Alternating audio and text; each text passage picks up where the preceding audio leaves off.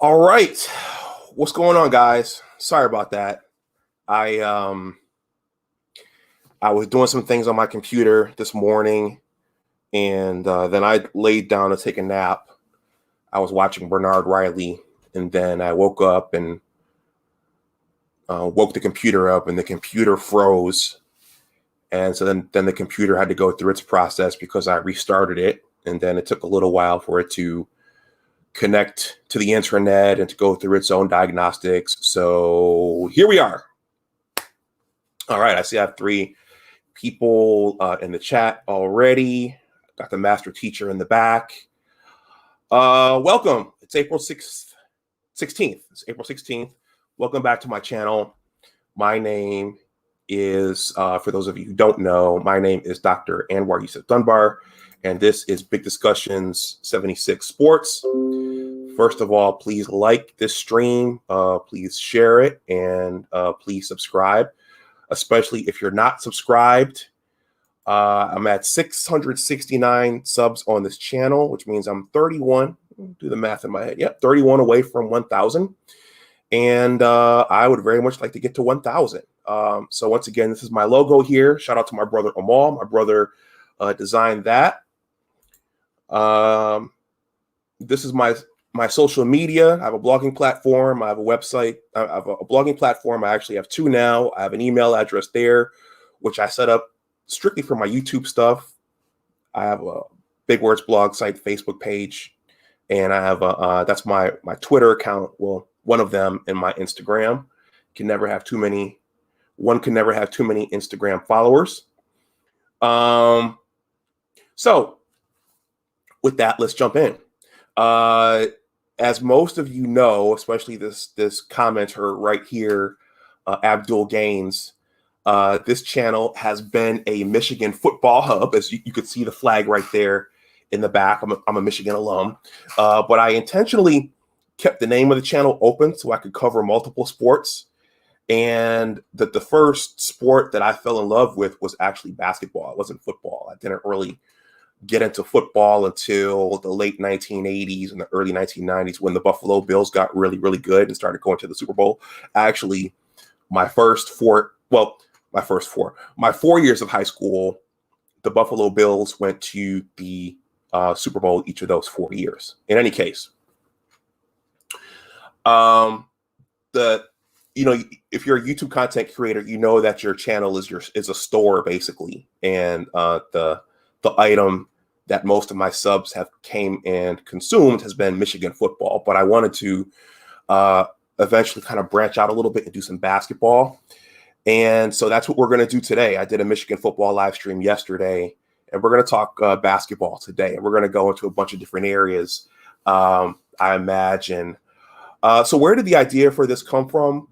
Today's going to be a bit of a basketball barbershop. I didn't put that in the title, but basketball is something that we all, with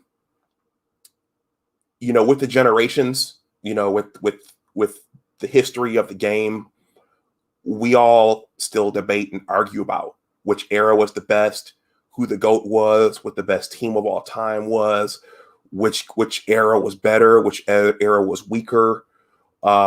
And so we're going to do something similar today.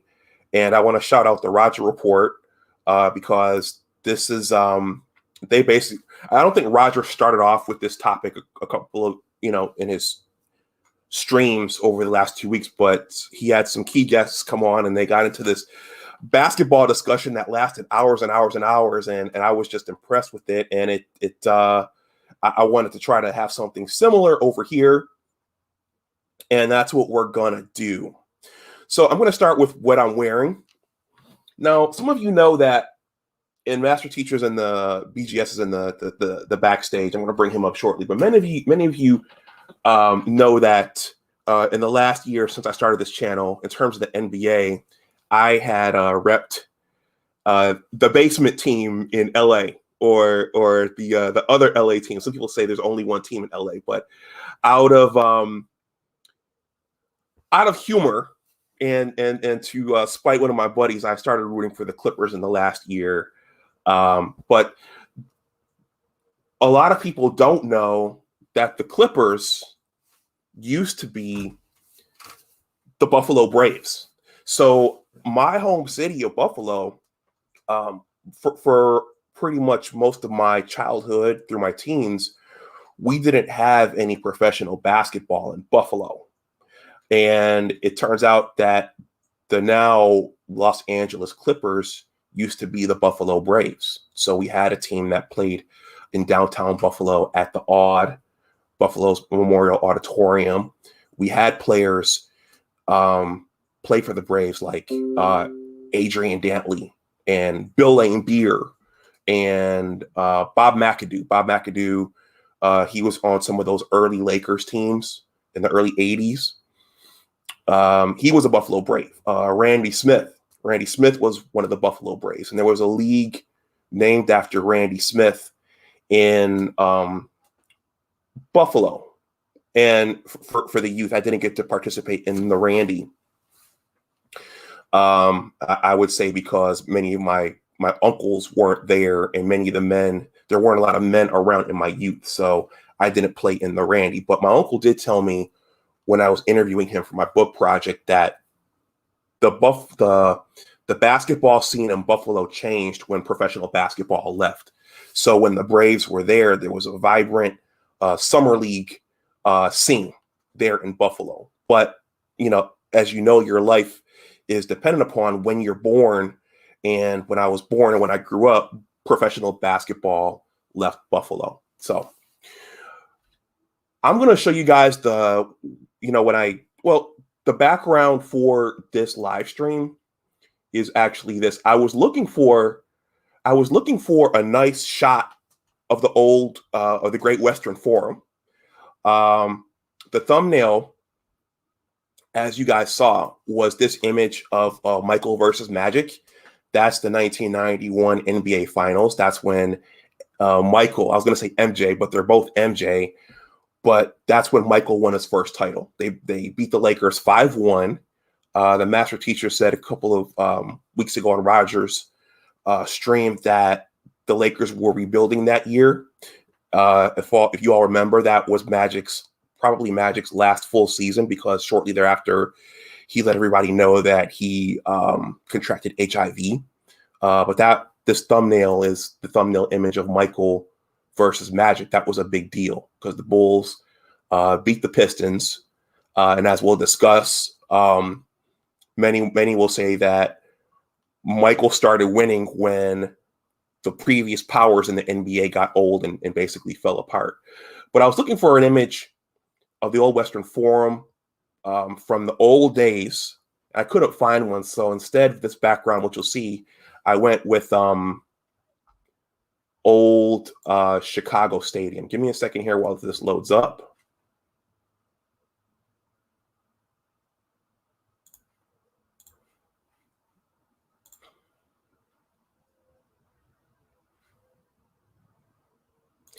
I went with the old Chicago Stadium. Now this is before Michael got there, and you can tell by the look of the court. The Bulls insignia is not right there at center court, and you could just look at this and tell this is in the 70s.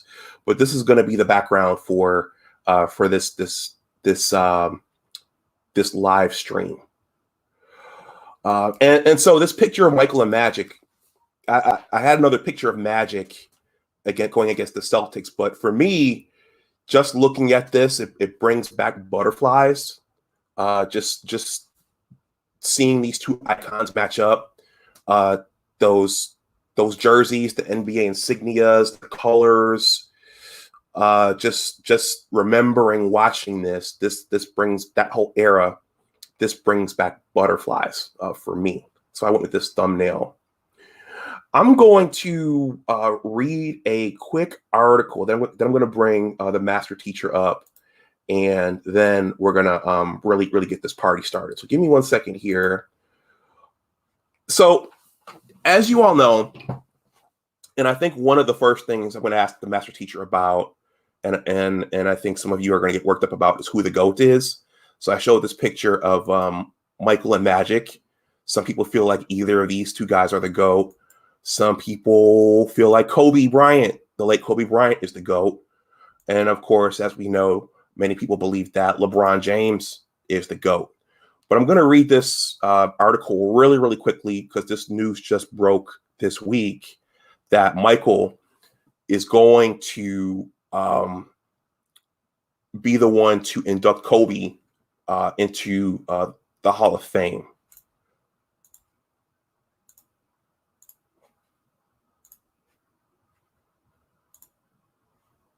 And it's funny how this all works, that for as many detractors that Michael has, and for as many pro Kobe people are, Kobe even admitted himself that Michael was the guy he modeled his game after. So this reads, Michael Jordan to present Kobe Bryant at posthumous Hall of Fame induction. That's Michael speaking right there at Kobe's memorial service at the Staples Center. As we all know, the crying Jordan became a bit of a Twitter meme or a social media meme. That's not the exact picture of Jordan crying, but Jordan was very moved at when Kobe passed away, as most of us were.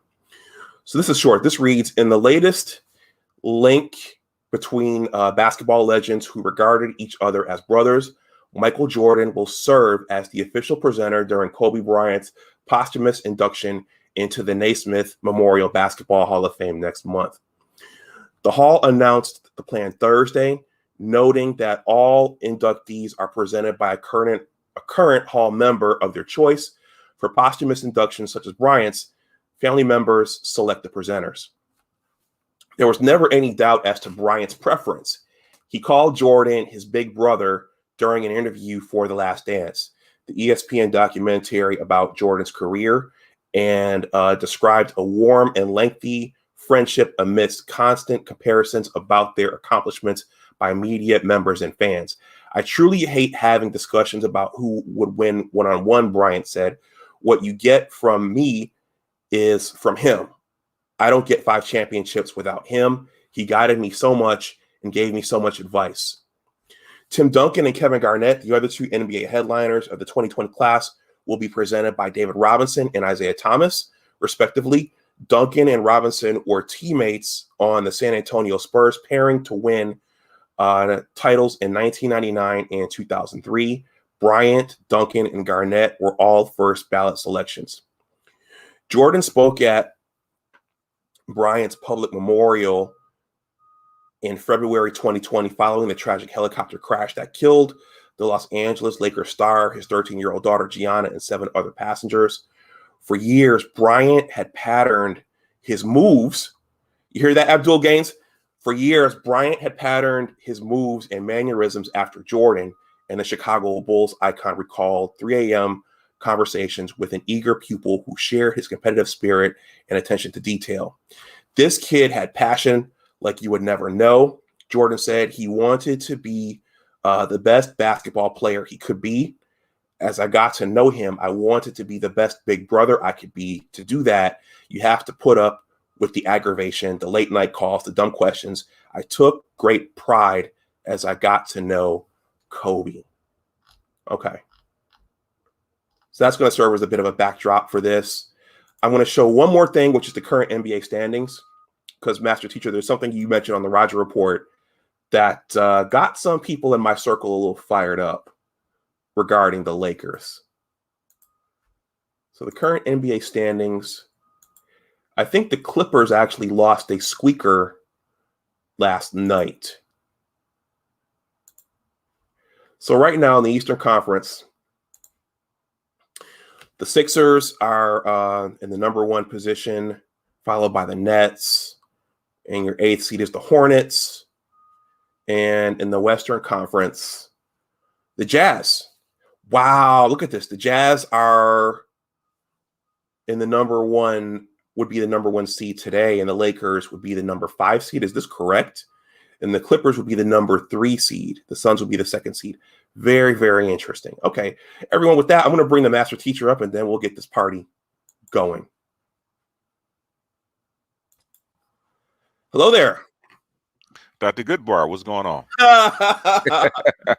Nothing much, Master Teacher. How you doing? Pretty good. Okay. Well, welcome. Welcome back. You were the first. Remember when I did my very first live stream on this channel? Yeah. I didn't know what I was doing. I didn't know I had to add myself to the stream, and I was talking. And so you're the first official guest ever. So featured guest. So welcome back. What's going on, Doc? Nothing much.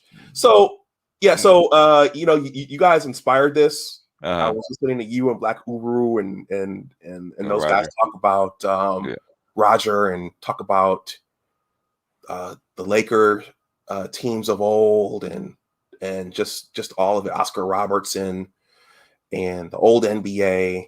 Mm-hmm. And I just thought it would be cool to do something like that over here. One of you guys mentioned Ralph Sampson. I think it was Black Uru. Black Uru was right there in the chat. Yeah. And he mentioned how soft Ralph Sampson was. And I was thinking when you guys were talking about that, I actually met Ralph Sampson. Did you? The Big Ten tournament, mm-hmm. probably about 3 to 4 years ago, was held here in Washington, D.C. Mm-hmm. And as I was leaving, I think I was at Bar Louie or something like that, getting some food. And as I was leaving the little complex, I saw this tall figure walking towards me.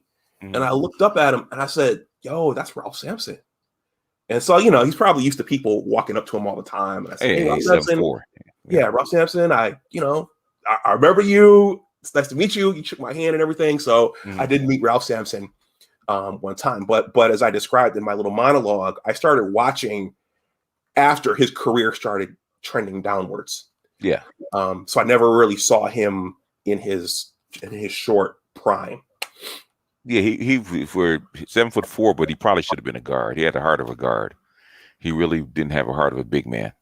He was a finesse. He was 7'4", but he was a finesse player. So, but so you have a small forward guard basically in a center's body. I don't think he ever really got used to that. Okay. I don't think he got used to that. Now, at some point, for however long this live stream goes, we are going to talk about your Showtime Lakers. And you know what? Another funny story is that the one time I went to Jamaica, we were at a resort checking in, and Kareem was checking in at that same time. Okay. And of course, you're looking and you see the 7'2" guy. Yeah. Then you look up, but it's like, yo, that's Kareem. And he did what he had to do at the desk, and then he just walked by. He wasn't very personable. He just wanted to, I guess he just wanted to get to his room and just not be bothered with anybody. Yeah. Kareem's a bit of a curmudgeon. And so I guess all the attention he got because he's been famous most of his life. Mm-hmm. And he really didn't like the spotlight. He didn't like the press. He learned to be able to tolerate the press after he retired because he needed them because I'm not playing ball anymore. And whatever endeavors he's going to have, he had to have attention. But he's an intellectual. He would be a Sigma. He doesn't really like being around people. So I think he's shy, but he kind of covers it up. Okay. He's not really, he wasn't really a party person. Now, would you attribute that to the reason he never got offered a head coaching job, or the fact that wasn't there a controversy that he wanted a statue outside of the arena, but they don't want to get one? Oh no, they had one planned, but he was a fan favorite because he was so good, but Kareem was never really loved the same way, and I think that kind of bothered him that he wasn't get the same love that say a Magic got or say other players got, and and that's what he wanted.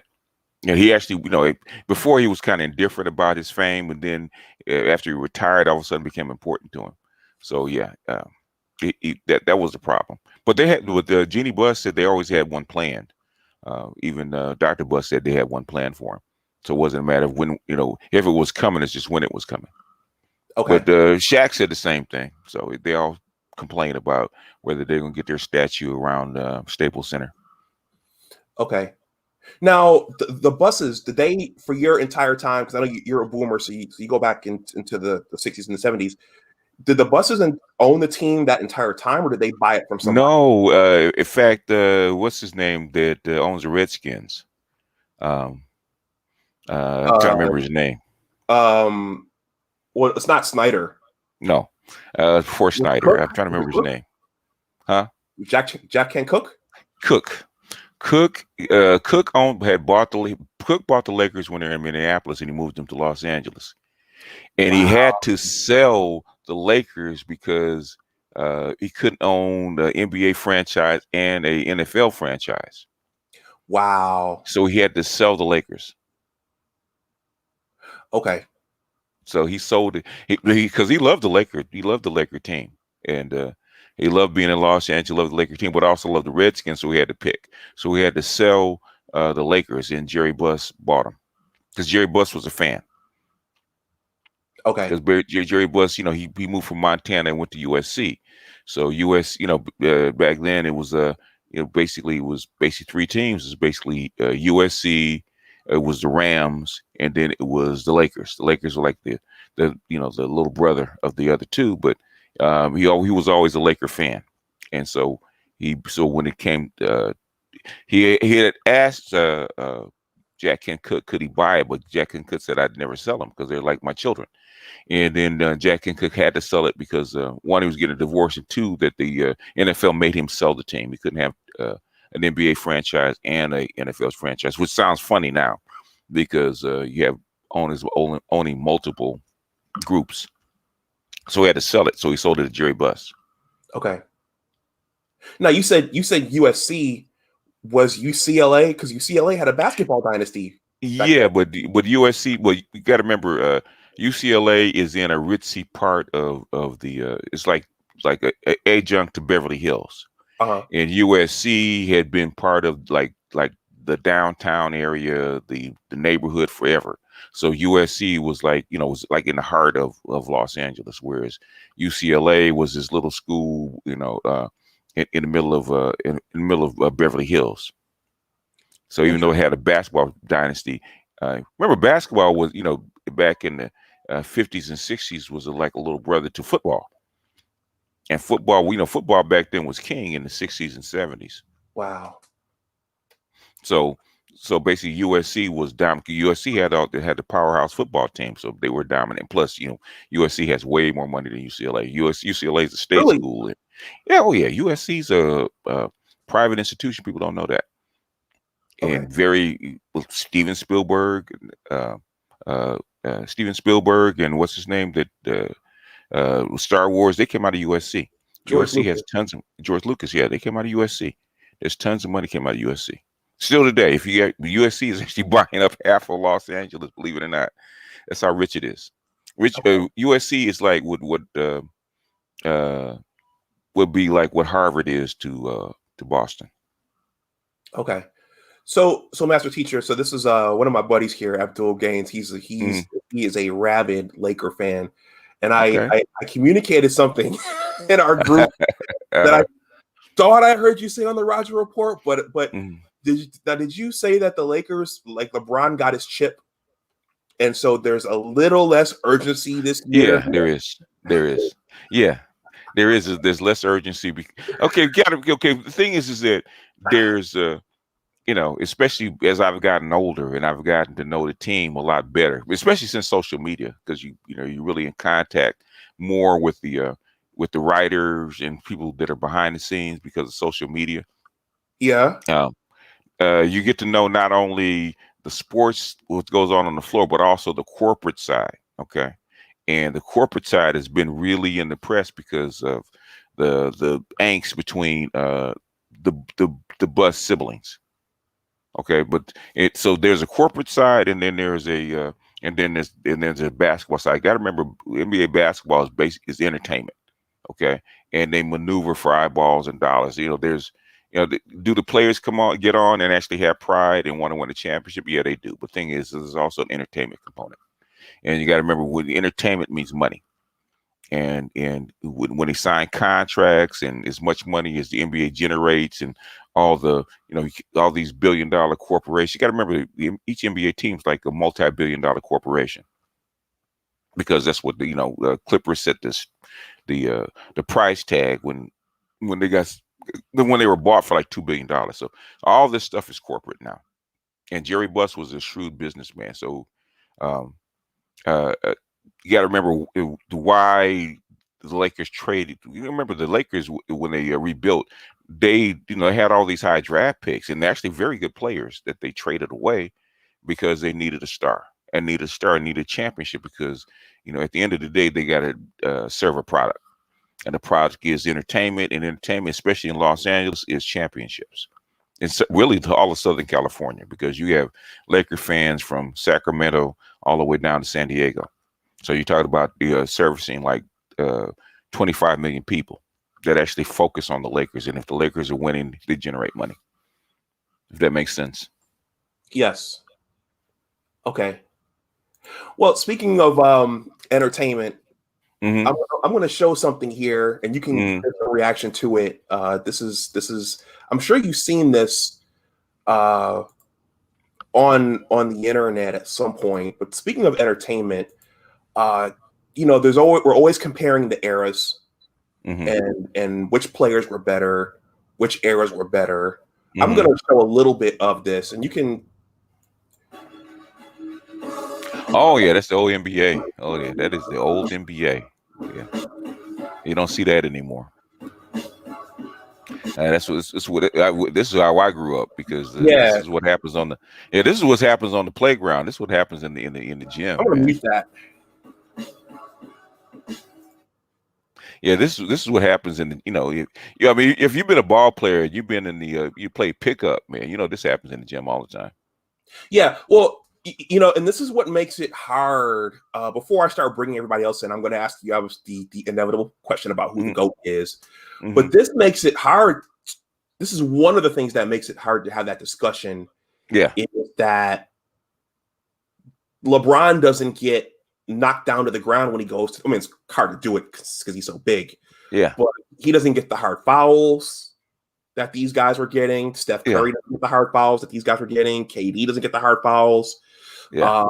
So do you have an opinion on how the game is played now versus how it was and what you actually preferred? I think the players are more skilled because they go through more drills and they start earlier. So definitely the players are way more skilled than when I was coming up as a kid. You got way more coaches. You practice and play year round. Because when I was a kid, I actually, there was a season for basketball. You had to do something else in off season. You might be able to practice, but the thing is, you really weren't playing like outside of the winter. So springtime, when basketball was over, basically spring and summer, you really weren't playing, or you weren't playing that much. There's only maybe a league or two that you could play in. Now, fast forward to when my son was in high school, it was year round. There was always a basketball league. There was always a tournament. There was always something to do year round as far as playing basketball. They didn't used to allow that back then. There was an off season, but now with basketball, there is no off season. So the kids actually get better. You actually get skilled better. They learn from each other because of the social media and tape, whereas we didn't have tape. So there's way more coaches out there. There's way more knowledge. There's different styles of basketball that they learn. So they're more skilled now. Okay. Back then, it was an exceptional player that could use both hands. Okay. Now it's standard. If you can't use both hands, you can't really get on the court, even in basketball, in high school. You got to be ambidextrous almost in high school. Okay. If you look at somebody as great as like Jerry West, right? And he was an all-star, basically. He's the logo. Jerry West really didn't have a left hand. Could he do a left-handed layup? Yeah, but see Jerry West dribbling up the court. Jerry West only used his right hand for the most part. He wasn't very good with his left hand, as great as he was. Okay. Same thing. The same thing with Dr. J. That's what they used to force Dr. J to his left. They said there was a joke that went around about Dr. J. Said Dr. J can't even walk his dog with his left hand. Wow. So this is stuff you don't know unless you talk to people who were watching in that era. Yeah, especially if you're a gym rat. So there's things that gym rats pick up that other people don't. But yeah, so the players are more skilled. But I think it was in the I think when the biggest thing is the biggest change is when the NBA players actually went to the Olympics and they started incorporating more European players. And so they went to a more open deal. Europe, the European basketball is a more open style of basketball. Mm-hmm. It's not as physical. It's more about shooting and dribbling than it is about position and stuff like that NBA basketball has. So so the colleges went to a more open style, and then when the colleges adopt something, it kind of moves its way up. So, but because you're a player, the trends start in high school. And then and as the players get older and start moving up, then the game starts to change. Mm-hmm. So it's they started international ball in during the Olympics. The Olympics weren't never a big deal, but all of a sudden in the '70s, when we lost to the Russians, and I think it was '72, they made more of a concerted effort to start developing Olympic teams. And then the Olympic influence actually started crossing over into the high schools and the colleges, and then ultimately the NBA. The 3-point line, when I was coming up, there was no 3-point line. It was in the European game. But like I said, when they started being more international, NBA started being more international. They started incorporating more and more of a European style game. Now it's pretty difficult to tell the difference between the European game and the NBA game because they're so similar now. Right.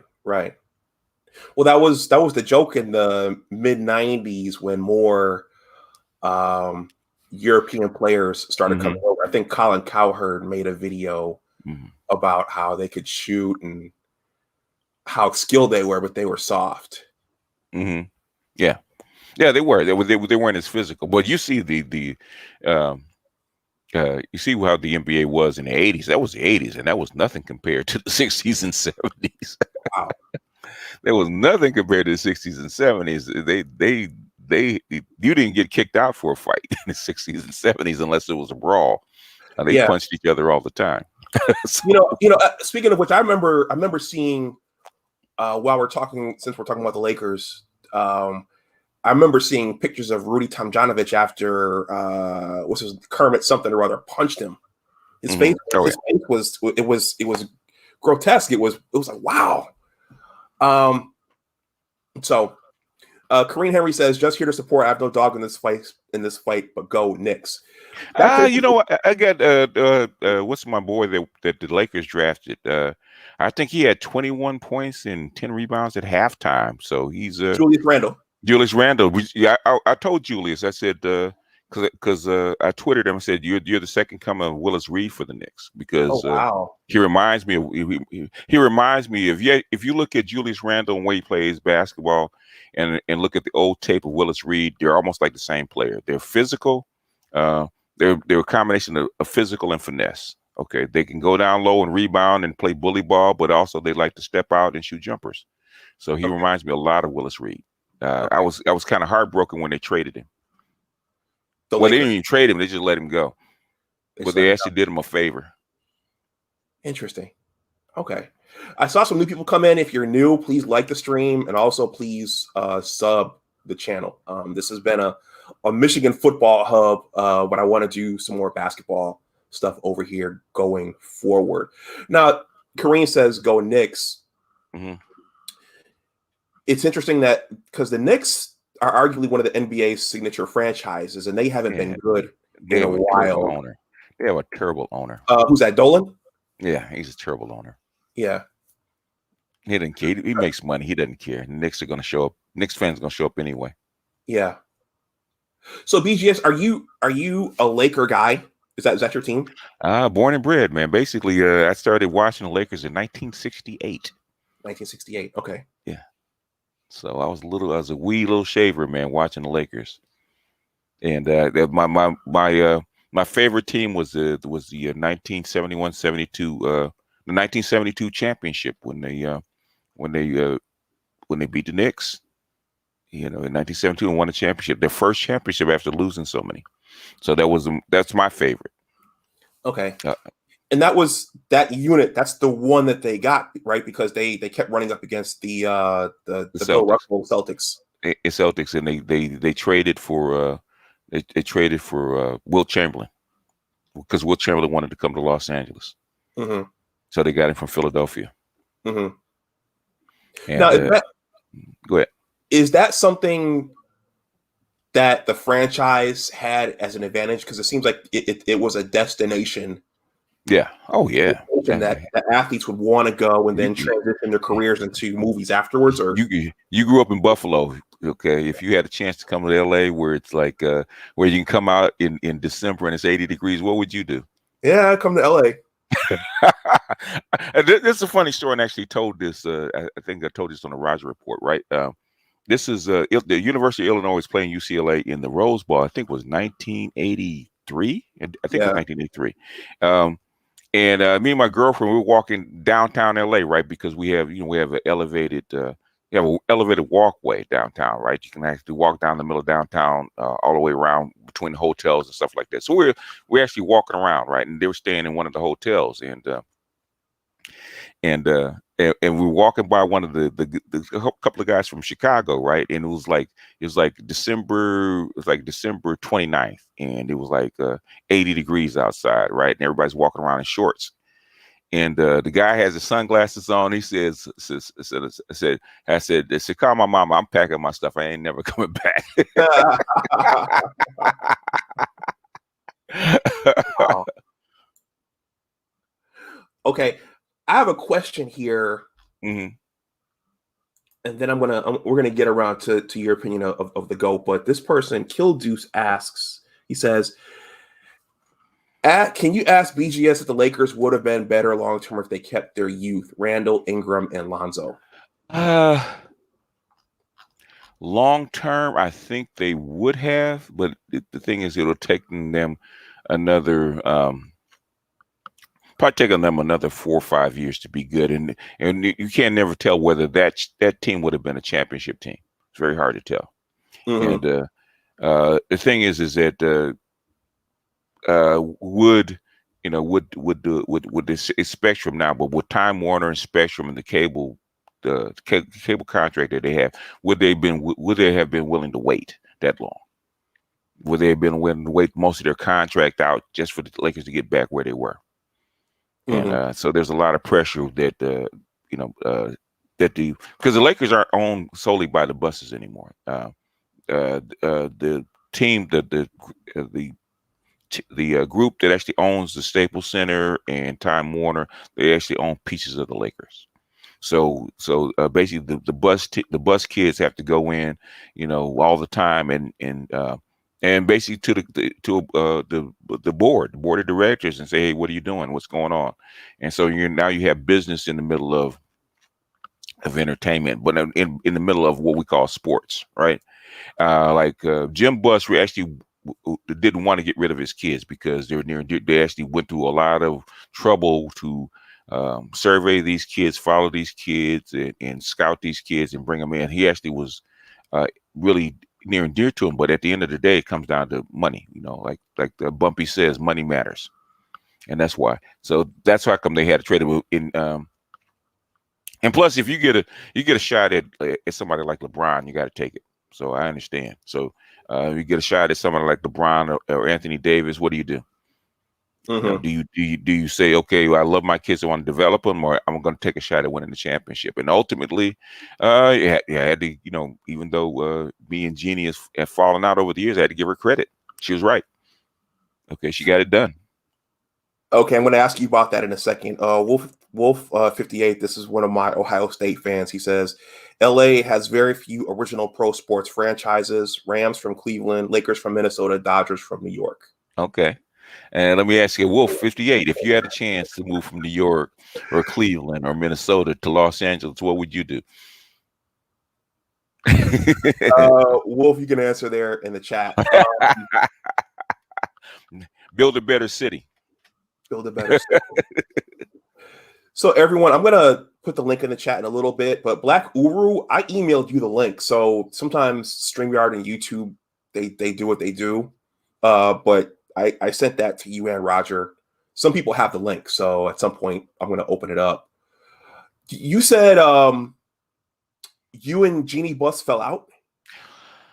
It goes back to Kobe's last 2 years, right? And Yep. remember when Kobe was hurt, just come off the injury, and he's got the big $60 million contract, $30 million a year, As a and people. non-Laker fan, that was a head scratcher. I'm thinking, okay, the guy's been injured for a year. Why are you giving him all this money? Okay, that's where sports and business cross. Okay, sports, entertainment, and business all merge, right? Okay, Jeannie Buss, it has to deal with the board, right? With the corporate board. You got to remember, I think Time Warner at the time, that's what they called before they sold the Spectrum. They actually gave the Lakers a contract of like $3 or $4 billion. Going back to I think when the Lakers actually moved to the Staples Center from the Forum. Because of money, and she's offered them a whole bunch of money because they wanted to build a big entertainment center downtown. And they wanted to center it around the Lakers. So that's how they left the Great Western Forum, which Jerry Buss owned, to an arena that he didn't own, because she gave him a whole bunch of money, but they had to buy part of the team, which they did. And then after the Lakers won a couple of championships, then Time Warner, the cable company, wanted to exclusively carry the Lakers. So they gave them, I think it was like $3 or $4 billion over 20 years. So now Jeannie Buss has to report to these people about the eyeballs that the Lakers are gathering. So at the time they were rebuilding, and she didn't have a headliner to draw in the eyeballs. And sometimes Southern California can be finicky. Okay, they'll love the Lakers and they'll rep the Lakers all day long, but they won't necessarily watch them if they have a bad product. Right. So then now I'm going to watch the Lakers lose because that's not what they're used to. So you got to have a draw. You got to have a headliner to bring in receipts. So that was the thing about Kobe. Even though Kobe was injured, Kobe was really beat up. Was injured. So she gave him the $30 million because they needed a name to be to headline the Lakers, and that's what they got in Kobe. That's why she gave him all that money, because he, as far as an athlete, a product on the floor, he wasn't worth $30 million. But the thing is, his name and his reputation and the draw that he got as far as fans and eyeballs was worth it to her. So on the sports side, on the floor, he wasn't worth it, but on the business side, he was. That's why he got it. But the reason we fell out is because remember when Kobe couldn't play every game, and they thought it was because of his Achilles, but it wasn't his Achilles. Kobe had a bad shoulder. He's had a bad shoulder for like half of his career, and had gotten to the point where he couldn't get on the floor every game because he had just had shoulder surgery, and he just couldn't do it anymore. His body was breaking down, and people couldn't figure that out. It's like, why are you giving him all this money? How come the player that can't play every night, can't show up at the arena every night? And he said, well, we don't know why he's injured. Everybody's keeping that secret. I said, because he's got a bad shoulder. He's got a torn up shoulder. He can't play, and his shoulder blows up, and he's got to recuperate. I actually told that on Twitter to one of the Laker reporters, and the Laker reporter actually said that on air, right? Mm-hmm. He said it on air. A week later, he doesn't take my questions anymore. I can't, when I call in, he'll hang up on me, and all of a sudden he gets a higher position. so there's two things. Jim Buss liked me, and then with Jim and Jeannie, they didn't particularly get along. But I took Jim Buss's side because I think Jim Buss was he's more of a regular guy, and plus he's a scout. He loves young players. So a lot of things that Jim Buss likes, I like. So there was a couple things. That's probably why she doesn't like me very much. And I've gotten a few of the locals better jobs just by chiming in. Like, okay, if you don't deal with this guy, I'll give you a better job. And there's like 4 or 5 guys that have gotten better gigs because of me. So I cause trouble wherever I go. Go ahead. Were you in the media? No, I'm not in the media. I'm just a regular guy.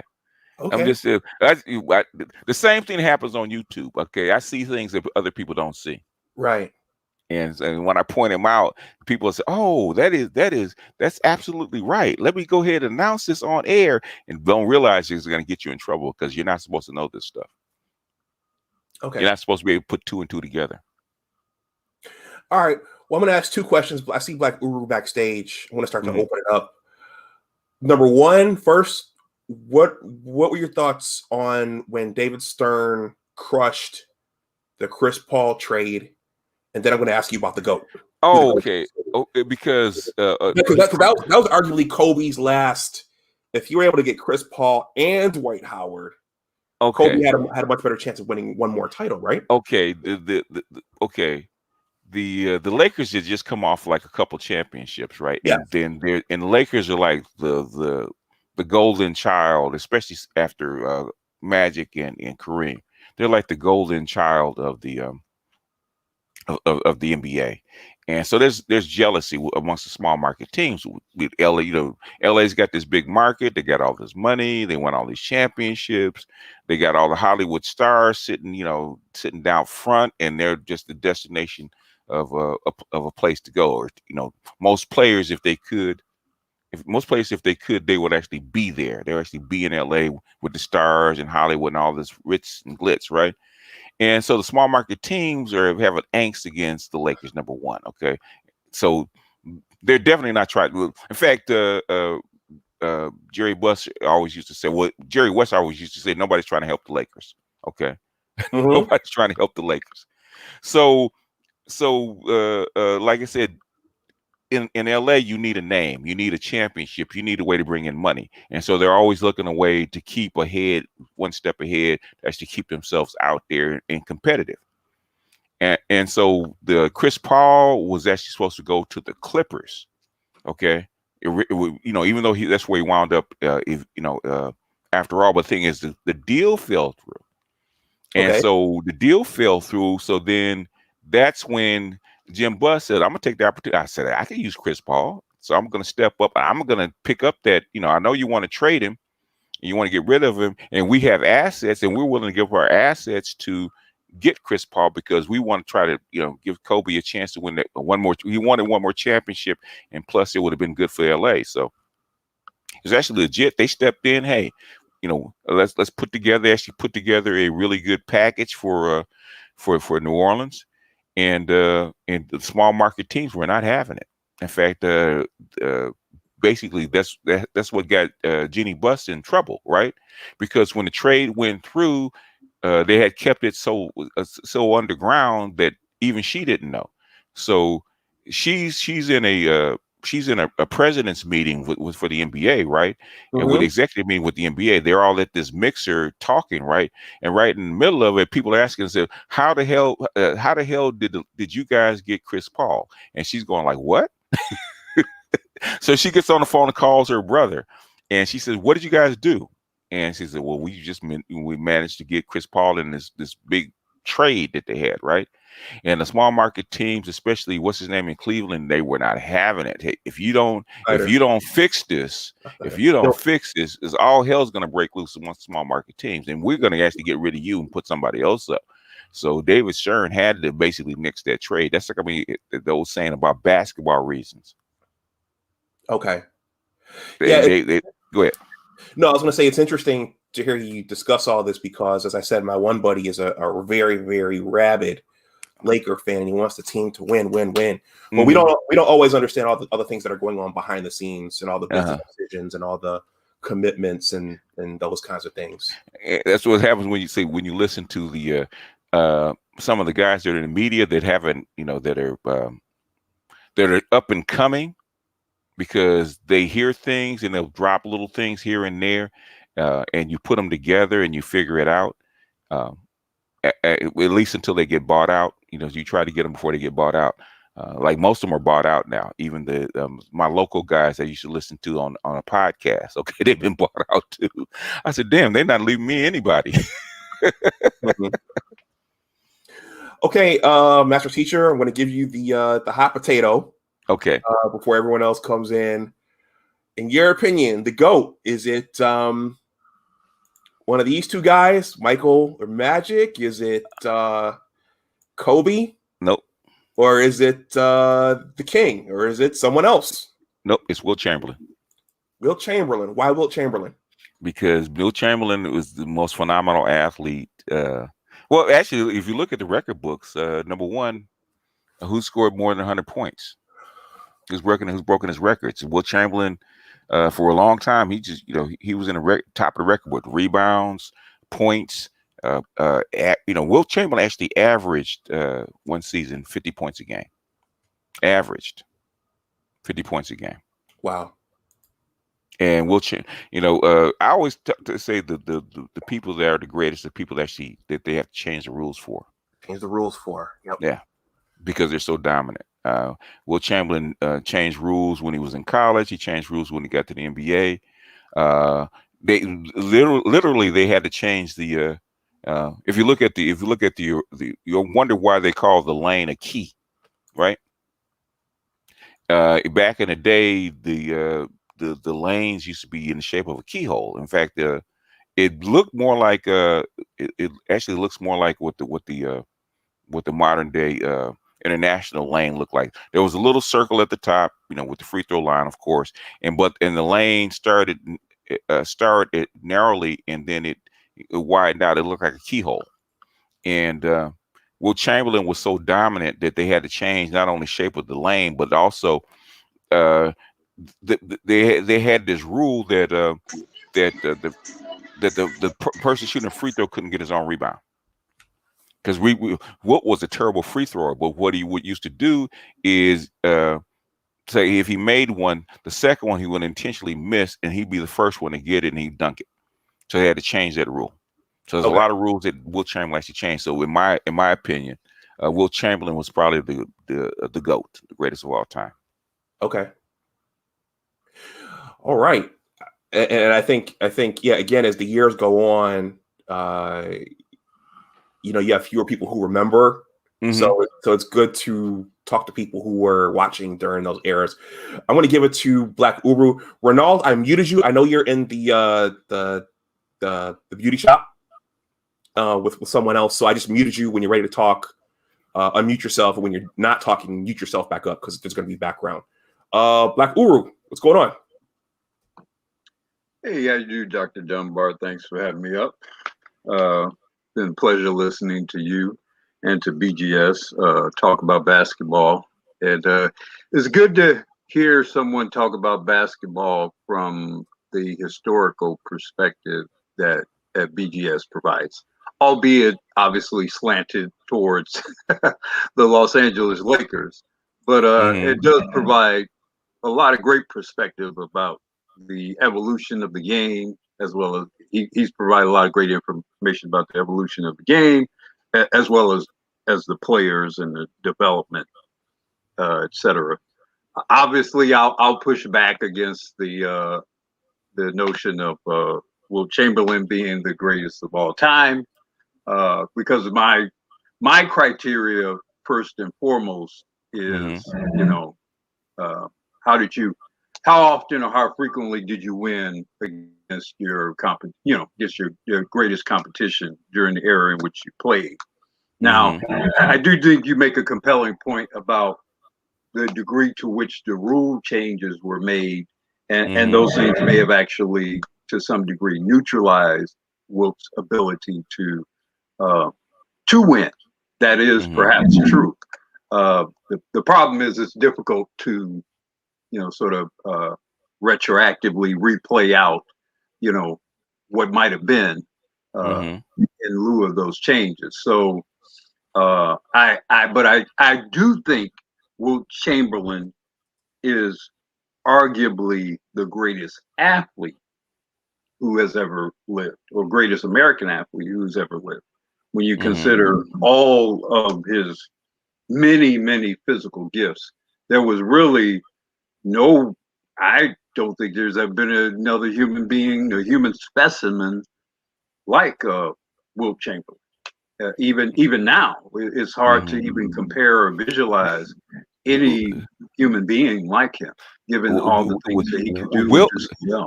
Wilt used to sneak off at 16 years old and change his name and play in the semi-pro leagues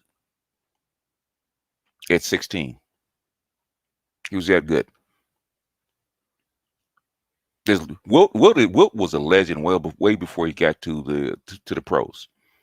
Wilt was a legend. Okay, Wilt was a legend with the Globetrotters. Wilt was a Wilt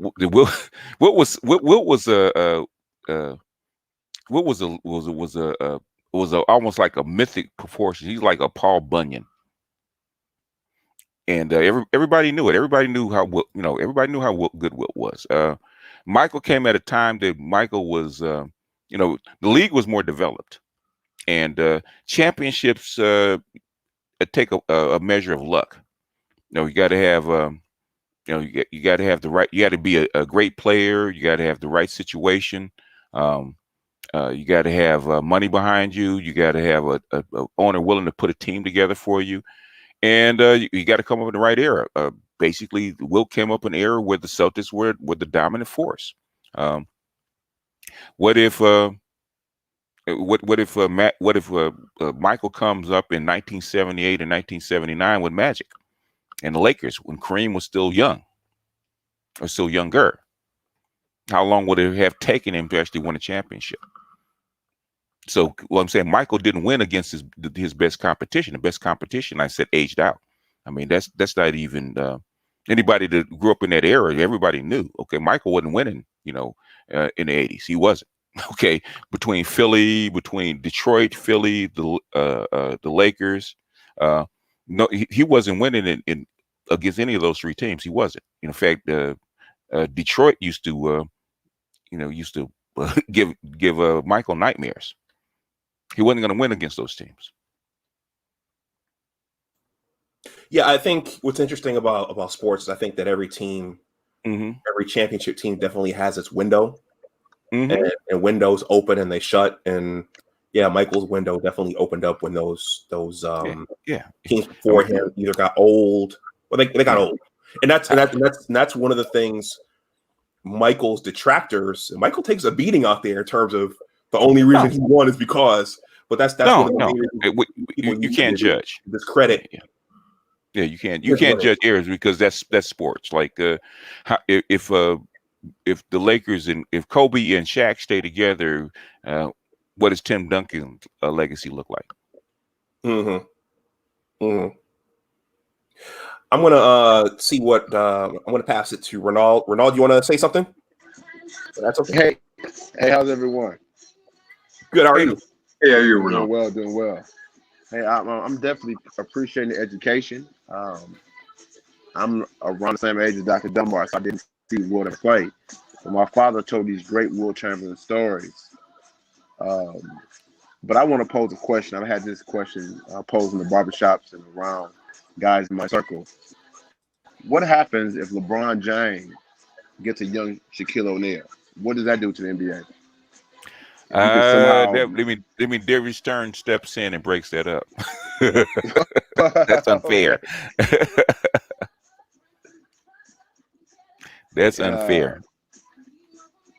Because I think LeBron takes a beating in the media and from his play, and I think from what my eyes have seen, he's pretty solid and close to a mythical figure for this good day. He's solid, but there's a difference between I'll give LeBron, not LeBron. I'll give Jordan and Kobe this. Okay, they have a different kind of motor. They have a different kind of hunger, and basically, Jordan and Kobe are assholes. They are, but that's what makes them great because they have no compromise. They have no chill. They have no compromise. And LeBron is really a nice guy. I mean, really a nice guy. LeBron doesn't have the same kind of angst. He doesn't have the same kind of fire that like a Kobe or Michael Jordan did because he doesn't need it. Okay, because he's so physically superior, he doesn't need it.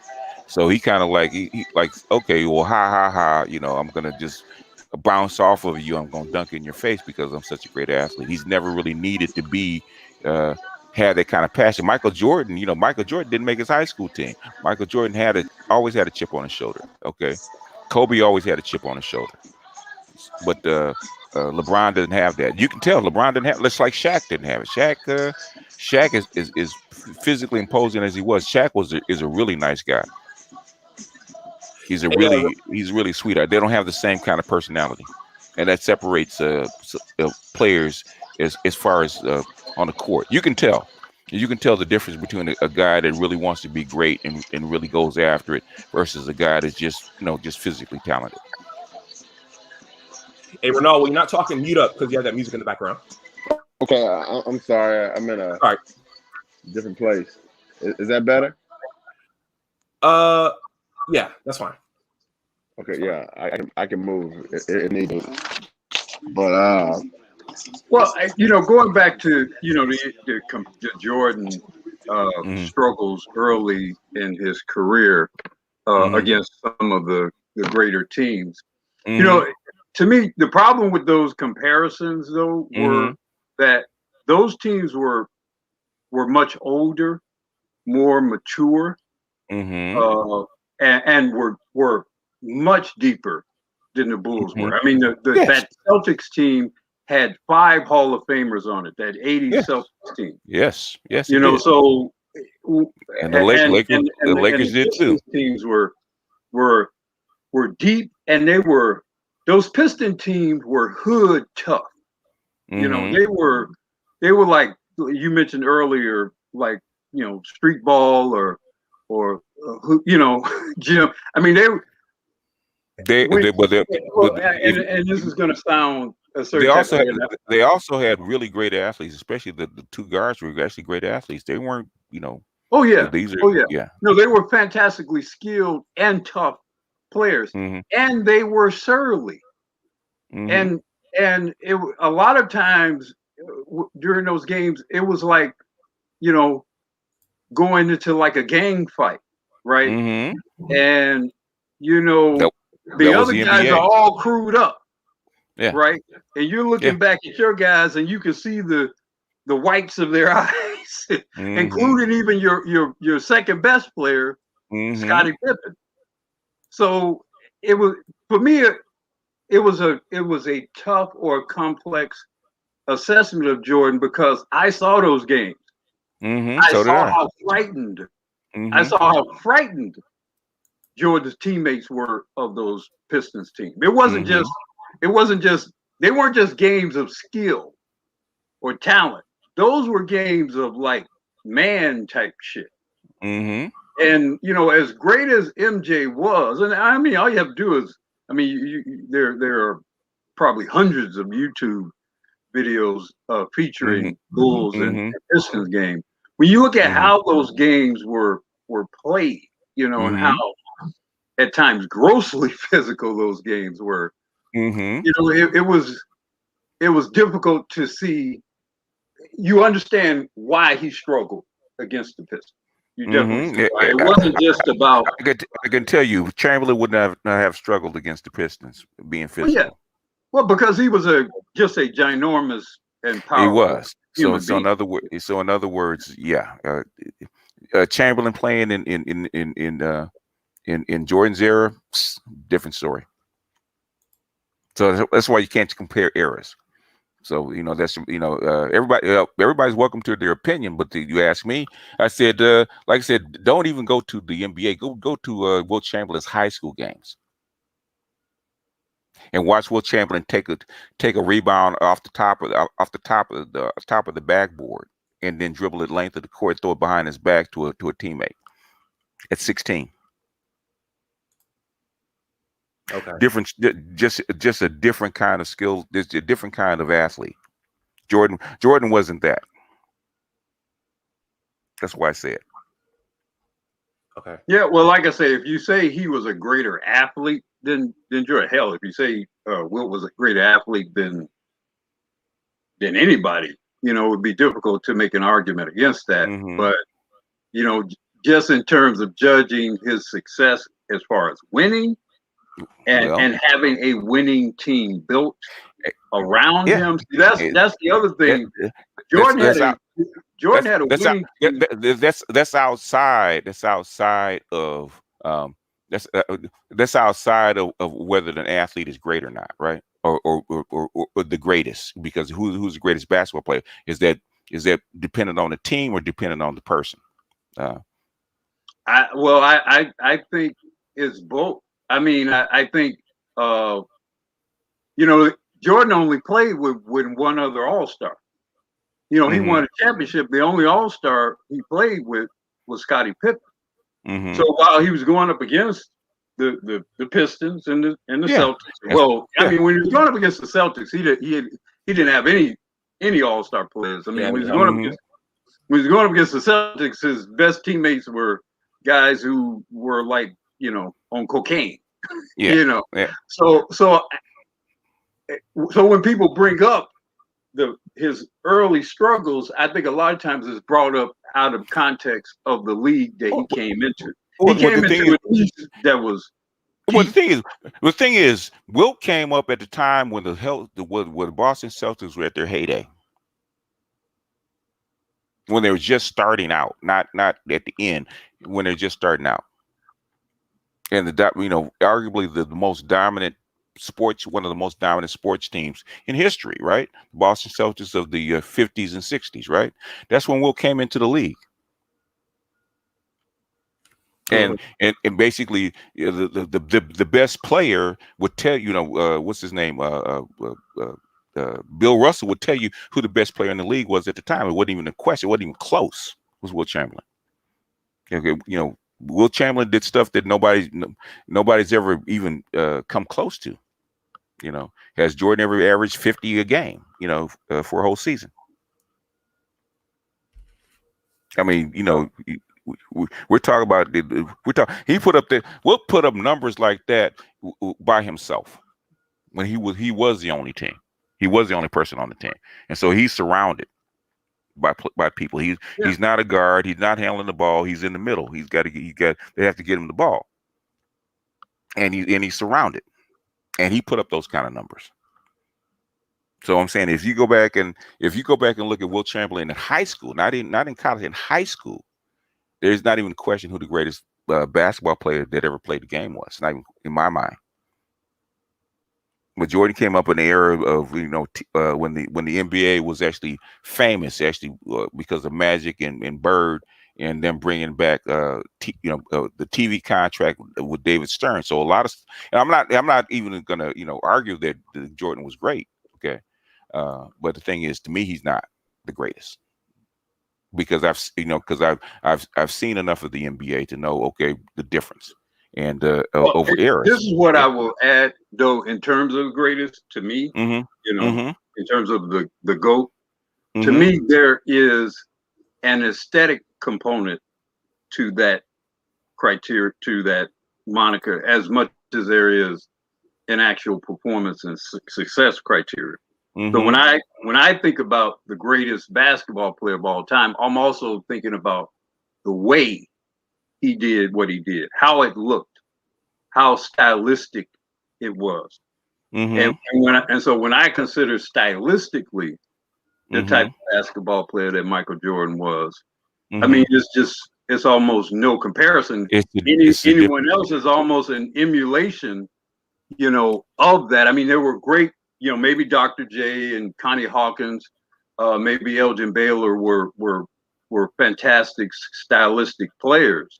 And maybe we didn't, unfortunately, get a chance to see how great they were, obviously, because of the media was not obviously as pervasive as it was during the Jordan era and certainly afterwards. But, from what we have been allowed to see or been able to see, from a stylistic standpoint, when you combine that with his actual performance and success individually, as well as team success and even to the championship level, I don't see any.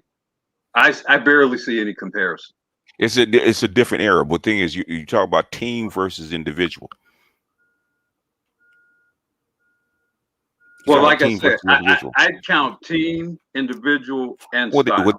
the thing is, you can make up any metric that you want to talk about individual. Jackson, who is the greatest player ever played the game? Look at the record books. All you got to do is look at the record books. Okay, Wilt had it was assists, rebounds, and points and stuff.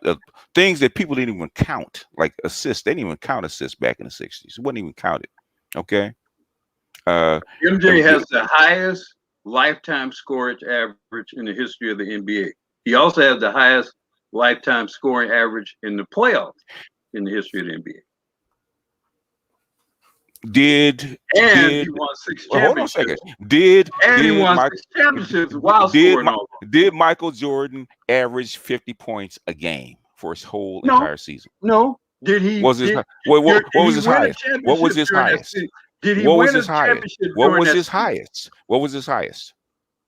I think it was in 88. I think he averaged 37. I'm not sure. That was his highest, right? Yeah. That was his highest. Okay. Wilt shattered the record books when he was playing. Okay, shattered them. Okay. Wilt would average during that season. Wilt average. He averaged. They would actually go back and look at it if I remember correctly. He averaged. He actually averaged a triple double, 50 points a game, 25 rebounds a game, and 10 assists.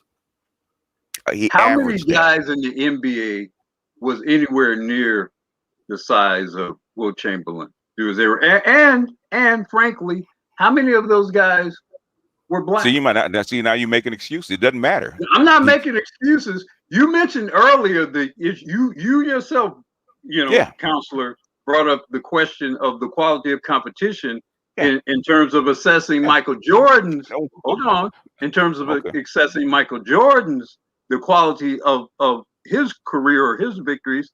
I propose we ask the same question about the quality. What was the question outside of counselor? What was the parameters that we set up when we said that? We talk about championships, right? Right. And what were the parameters that we set up, counselor? And when did he win them? Before or after the great teams fell?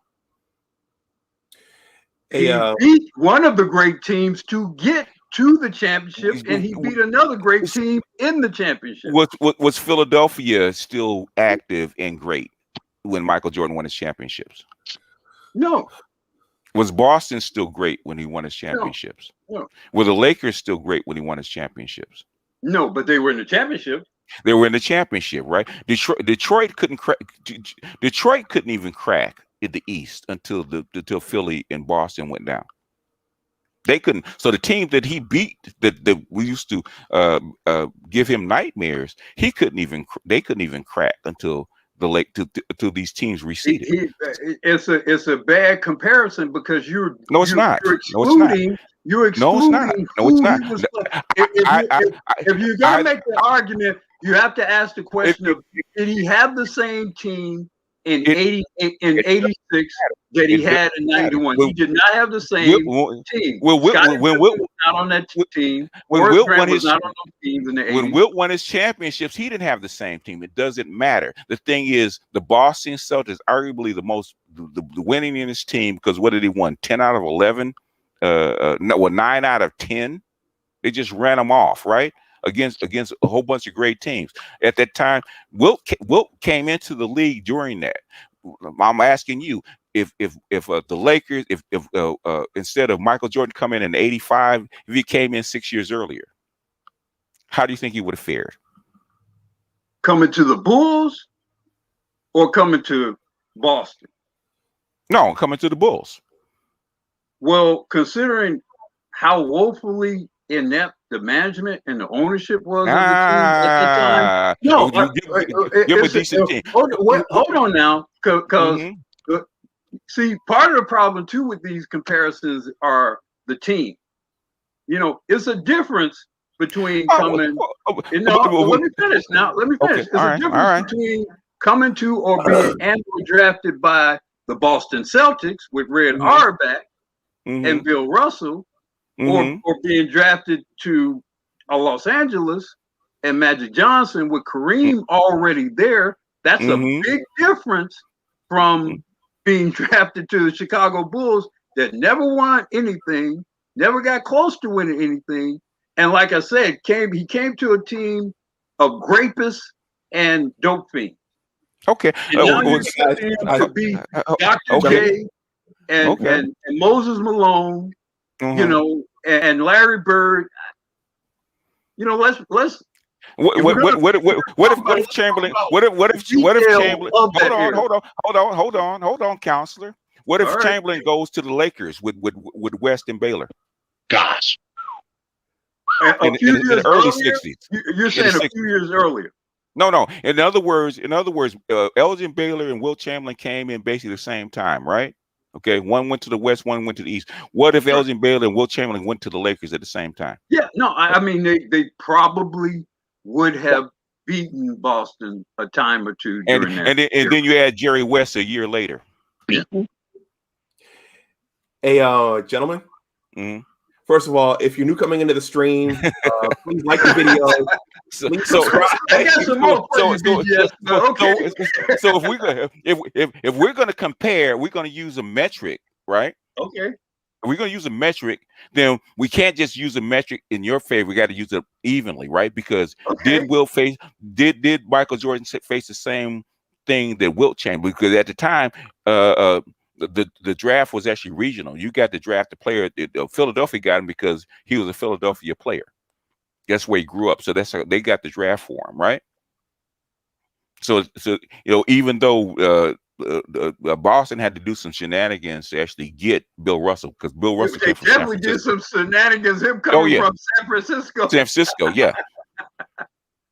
Yeah, so in other words, if we're going to do this, if we're going to compare championships like team wise, then we have to say, okay, what are the circumstances? Okay, Wilt had a horrible team.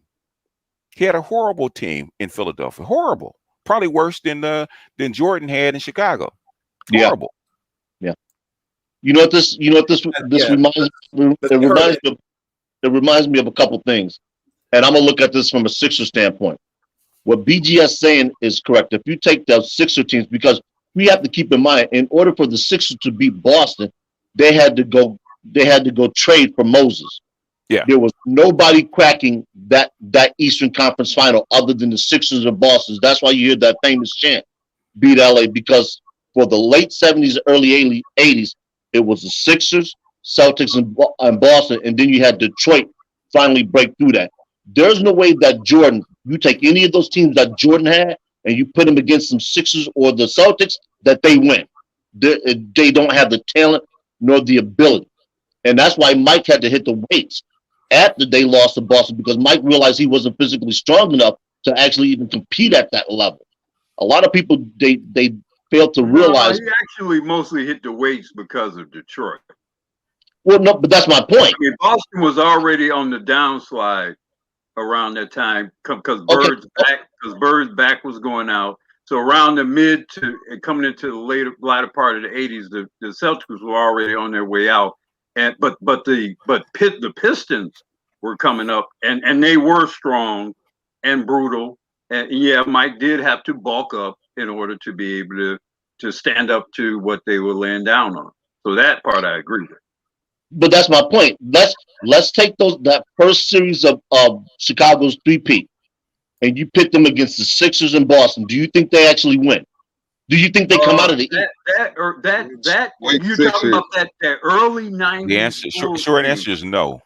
No, I think hold on now. This is what you're not considering in that debate. You're not considering the speed and the athleticism of Horace Grant, of Michael Jordan, and Scottie Pippen. Yeah, those Boston teams were good and deep, but MJ and Scottie would have been running circles around those. No, they wouldn't. Basically, they would have been running circles around them. They would have had the hell beat up on. They'd have fouled out because the big three in the middle would have killed them. Correct. They'd have got dominated interior. This is what people keep misunderstanding about the difference in between the two eras. You can dominate the 3-point line, but the game is still one inside, because if you can't rebound, you can't score. And that's where the game would have been lost for those Bulls. They couldn't dominate inside. That's why when Tex Winters came there, to run the triangle, they needed a certified big man. They had to augment that offense so they could run it through Jordan. Jordan by himself missed the shot that would have won one of those games in that 86 series. You put Scottie Pippen, a prime Scottie Pippen, and a Horace Grant next to him, they're running all over Boston in that series. No, they won't. No, they wouldn't. They still would have struggled. They still would have struggled. They had no centers. They had no centers. What era of Boston are you talking about? All right, guys, we've been joined by Mr. Fantastic. We're talking about the early the Boston from the Bird Parrish. 80. Yeah. So the Bird era Boston? Yeah. Yes. And you're comparing them, you saying versus Jordan, the first three-peat Jordan? Yeah. Jordan still wins. You don't have around. No, Jordan is running wild. Who is guarding Michael? Who is guarding Jordan? Just 1991 Michael Jordan. Basically, I can actually tell you, Dennis Johnson was one of the best. Dennis Johnson is being killed. No. Dennis Johnson. Hold on a sec. Who's guarding Scotty? Nobody has to guard Scotty. Who the hell was Scotty? Who's gonna guard the big three inside? You only have one big man inside. That's Kevin McHale. Well, no, yeah, Robert Parrish. Robert Parrish is one of the best centers ever. Yeah, now Robert Parrish. Bill Walton had one great year in Boston. Robert Parrish. Robert Parrish was never a great offensive player. He was never. The only one who probably would have gotten off in the interior would have been McHale. I'll give you McHale, but Parrish was never a great offensive player. Never, ever. So, like I said, Kevin McHale gets that advantage, but then, like he said, so who's going to cancel out? Scottie Pippen is going to. Scottie Pippen and Scottie is running wild in that series. Bird. No, he's running wild in that series. But who guards Bird? Jordan will guard Bird. You can put Scottie on Bird. Yeah, you can't really. No. Yeah, no, I like Scottie on Bird. He wouldn't stop him. They put Bird on Magic. That's how they won the finals. They put Scottie on Magic. That's how they won the finals. No. Yeah. What Magic? That's the older Magic. It's not the younger Magic. Right. It don't matter. It would have been the same. It does matter. Younger. It doesn't matter. It does matter. Look, I'm actually, if we're going to have a debate about the Bulls and the mid Lakers, the team that I would have feared would have been that Lakers team, especially after they got worked. That one I think is definitely debatable.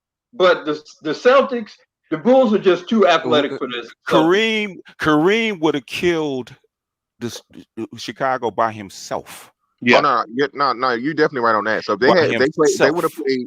If they would have played with Kareem, the Bulls would have had a chance. Bill, what's his name? Walton or Russell? No, Bill from the Bulls. Bill Cartwright. He would have played Kareem. Are you joking? Are you joking? He was 7'2". Back away from the Kush. Back away from the Kush. Back away from the Kush. Back away from the Kush. So basically, Bill Cartwright. Bill elbows Cartwright. Okay. Yeah. Because it's gonna guard Kareem, not as a 40. Whoa, hold on a second. Hold on a second. It's gonna guard Kareem as a 30-year-old. And not a 40-year-old. Bill Cartwright could guard him when he was 40. As a 60-year-old, Bill Cartwright was doing nothing. But the mid-'80s, Kareem was already well into his mid-30s. Yeah, Bill Cartwright could have guarded him in his 40s. Yeah, he couldn't guard him in his 40s, man. You definitely crazy on that one. See, this is what I don't understand. If the Celtics can beat that Laker team, then how could they not beat that Bulls team? This is what I don't understand. It's an incongruent argument. Well, hold on. Well, that Bulls team never met wasn't in the playoffs, so that's a bad achievement. They beat the Lakers in '84 off of some mistakes that Magic made. So let's tell the whole story on that '84 series, and that's the only time they beat that If James Worthy doesn't throw the ball away, yeah, the Lakers beat them. Okay, the Lakers probably sweep them. Yeah, but they were still better. The Lakers team, if you're going to ask me which team could have gotten the Bulls, of all the teams that could have gotten the Bulls, I would have said it would have been that Lakers team, not the Celtics. Basically, the first championship the Bulls won. Okay, against a rebuilding, not complete rebuilding Lakers team with an older Magic. Got to remember the first championship the Bulls won was against a rebuilt Lakers team. Yeah. That basically Magic cobbled together out of pieces. Okay, not Kareem. Not Kareem. Not a young Worthy. Not a young Byron Scott. Okay, not a young Michael Cooper. Yeah, but you can't fault. MJ went out to LA and showed out. I got one at a time. Went out to LA and showed out. You can't fault the Bulls though for Magic being able to will that team to the finals. It's not his fault. You can't penalize him. I didn't say that. What I'm saying is that was a much lesser team in '91 that they went up against in the championship versus the ones in their heyday. Yeah, they weren't even close. No doubt. They weren't close. Yeah, that's a discussion, but still, they were still the best team to come out of the West. Look at the road they took to get there. So it's still the best team out of the West. They were the best team. What I'm saying is, what I'm comparing them to, that's the team that they beat in the championship for their first championship, which was not even 50% of the team in their heyday. They would have never beat the Lakers in their heyday. No, they wouldn't come close. The first three-peat Bulls, no, but the second one, that would be a good argument. Not even close. Not even close. Not even close. Not even close. You don't have the firepower. I had the firepower. The second three-peat, not the first one. The second. They don't have the firepower. You have to look at. Actually, I think that first three-peat would have had a better chance against the Lakers. No, because they were younger and faster. And they had more overall. We ain't even talk about the secondary people like Bob McAdoo, who was basically playing power forward on one of their better teams in the second half. Like it's a hard argument against that Lakers squad. It's a hard argument against that Lakers squad. Arguably, the best Laker team was the repeat team. The only team that I could definitively say that could handle that Lakers team was that '83 Sixers team. They had y'all number. That's why they won. And that's the point that I'm making. If that Sixers team, because Moses owned Kareem. Is that right? Yes. He was one of the few. He's one of the few people that actually could had the energy. Way too physical for Kareem. Yeah, and that was only for one, that was basically for that 1 year. Yeah. Right. 82. I'm a Sixer fan. Trust me. I was a kid, and that's what made me a Sixer fan. Yeah. But yeah, I mean that Lakers team, that's a hard argument. That's a hard. Now I still got MJ, so I got a Mike Tyson punch his chance. What I'm saying is because when we talk about teams and eras, it's a different story, right? We talk about who's the greatest athlete. If you're gonna talk about just player to player, we have to actually establish them differently. You can't talk about championships because championships depend on the team and your era and who you're playing against. Okay, it's too complex. Okay, in my opinion, greatest player. You can't be in the greatest player conversation with no rings though. Just can't happen. Well, Chamberlain had his two. He finally got his two in his elder years because he actually, when he actually demanded a trade to the Lakers, got tired of losing in Philly.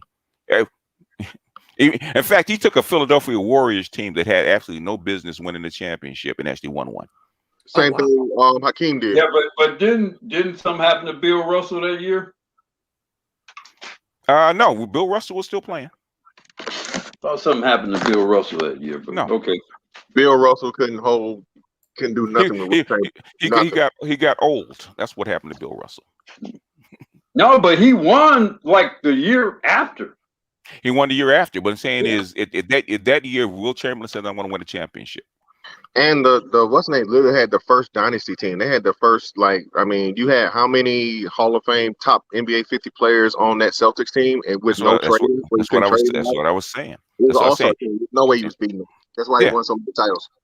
Yeah, that's what I'm saying. So the thing is, when you talk about championships, do you have to have at least one or two? Yeah. The thing is, we talk about greatest player of all time. Mr. Fantastic.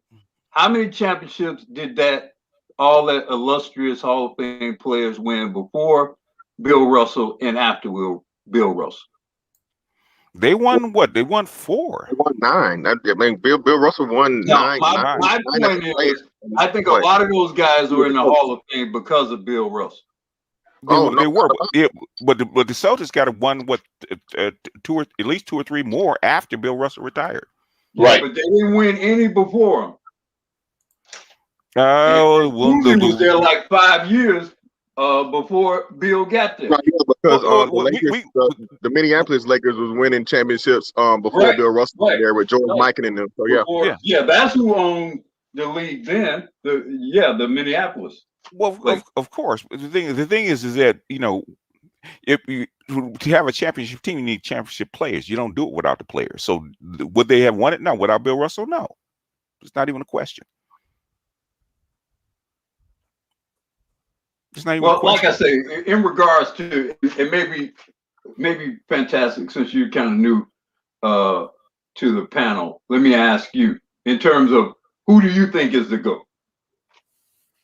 He's a Kobe. 1A, 1B, Jordan and Kareem. Oh. Wow. Well, that's interesting. Why the 1A, 1B status? Curious. Because Kareem doesn't get his due because of publicity and his whole connection with the Nation of Islam or stuff of being Muslim. So he never got his proper thing. The NBA purposely sells him and is just being like a recluse. But when it comes to every level of basketball, Kareem is a handicap player.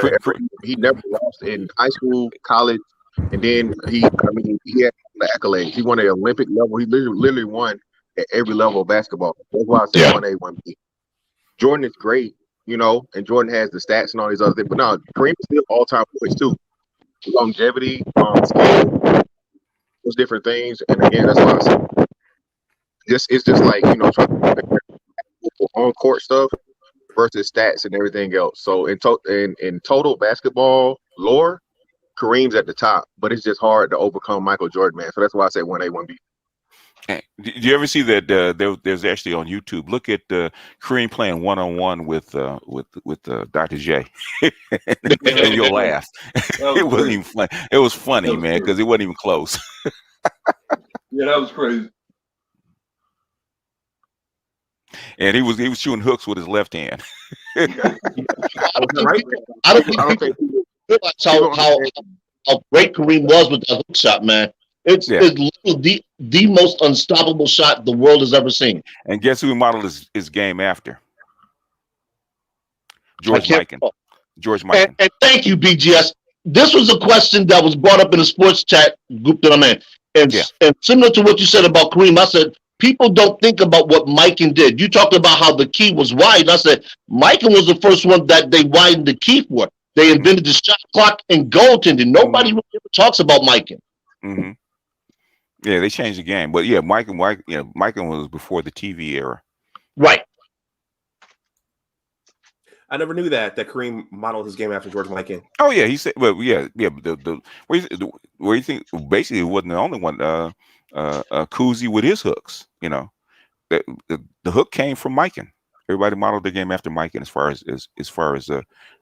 far as being a big man. That's how come Kareem got his sky hook. He used to do Mikan drills. In fact, his father used to say, "Okay, you're going to be a big guy. Look at this guy, and this is how we're going to train you." So people modeled the game after players that actually come before him. I'm sure Michael Jordan wouldn't be Michael Jordan if it wasn't for Dr. J. Correct. And that's what BGS was alluding to earlier when he was talking about how basketball was so regionalized. You didn't get to watch YouTube videos. So the person that you had to mimic was the people that you saw. Right. So if you saw somebody doing a crossover, you would practice that crossover because you saw how dominant it was in the game. anything with jump shot or behind the back or between the legs. That's what you learned was on the playground. That's why the Rucker is so popular now.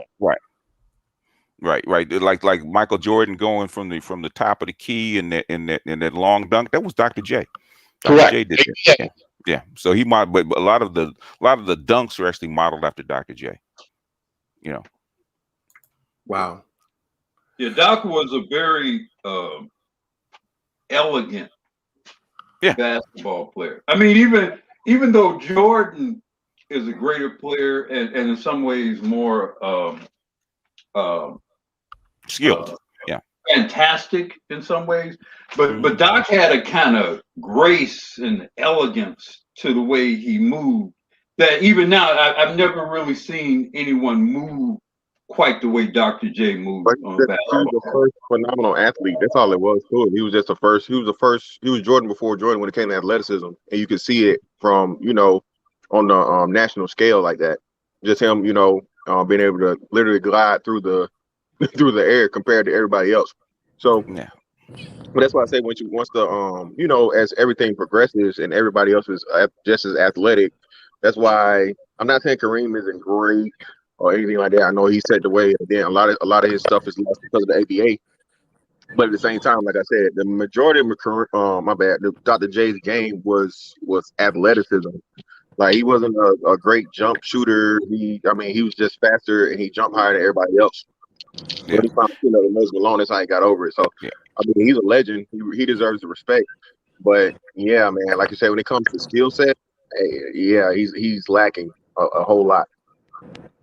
I mean, if you look at, I think we talk about LeBron. LeBron is probably one of the more unique players, okay? Because really, nobody really plays like LeBron.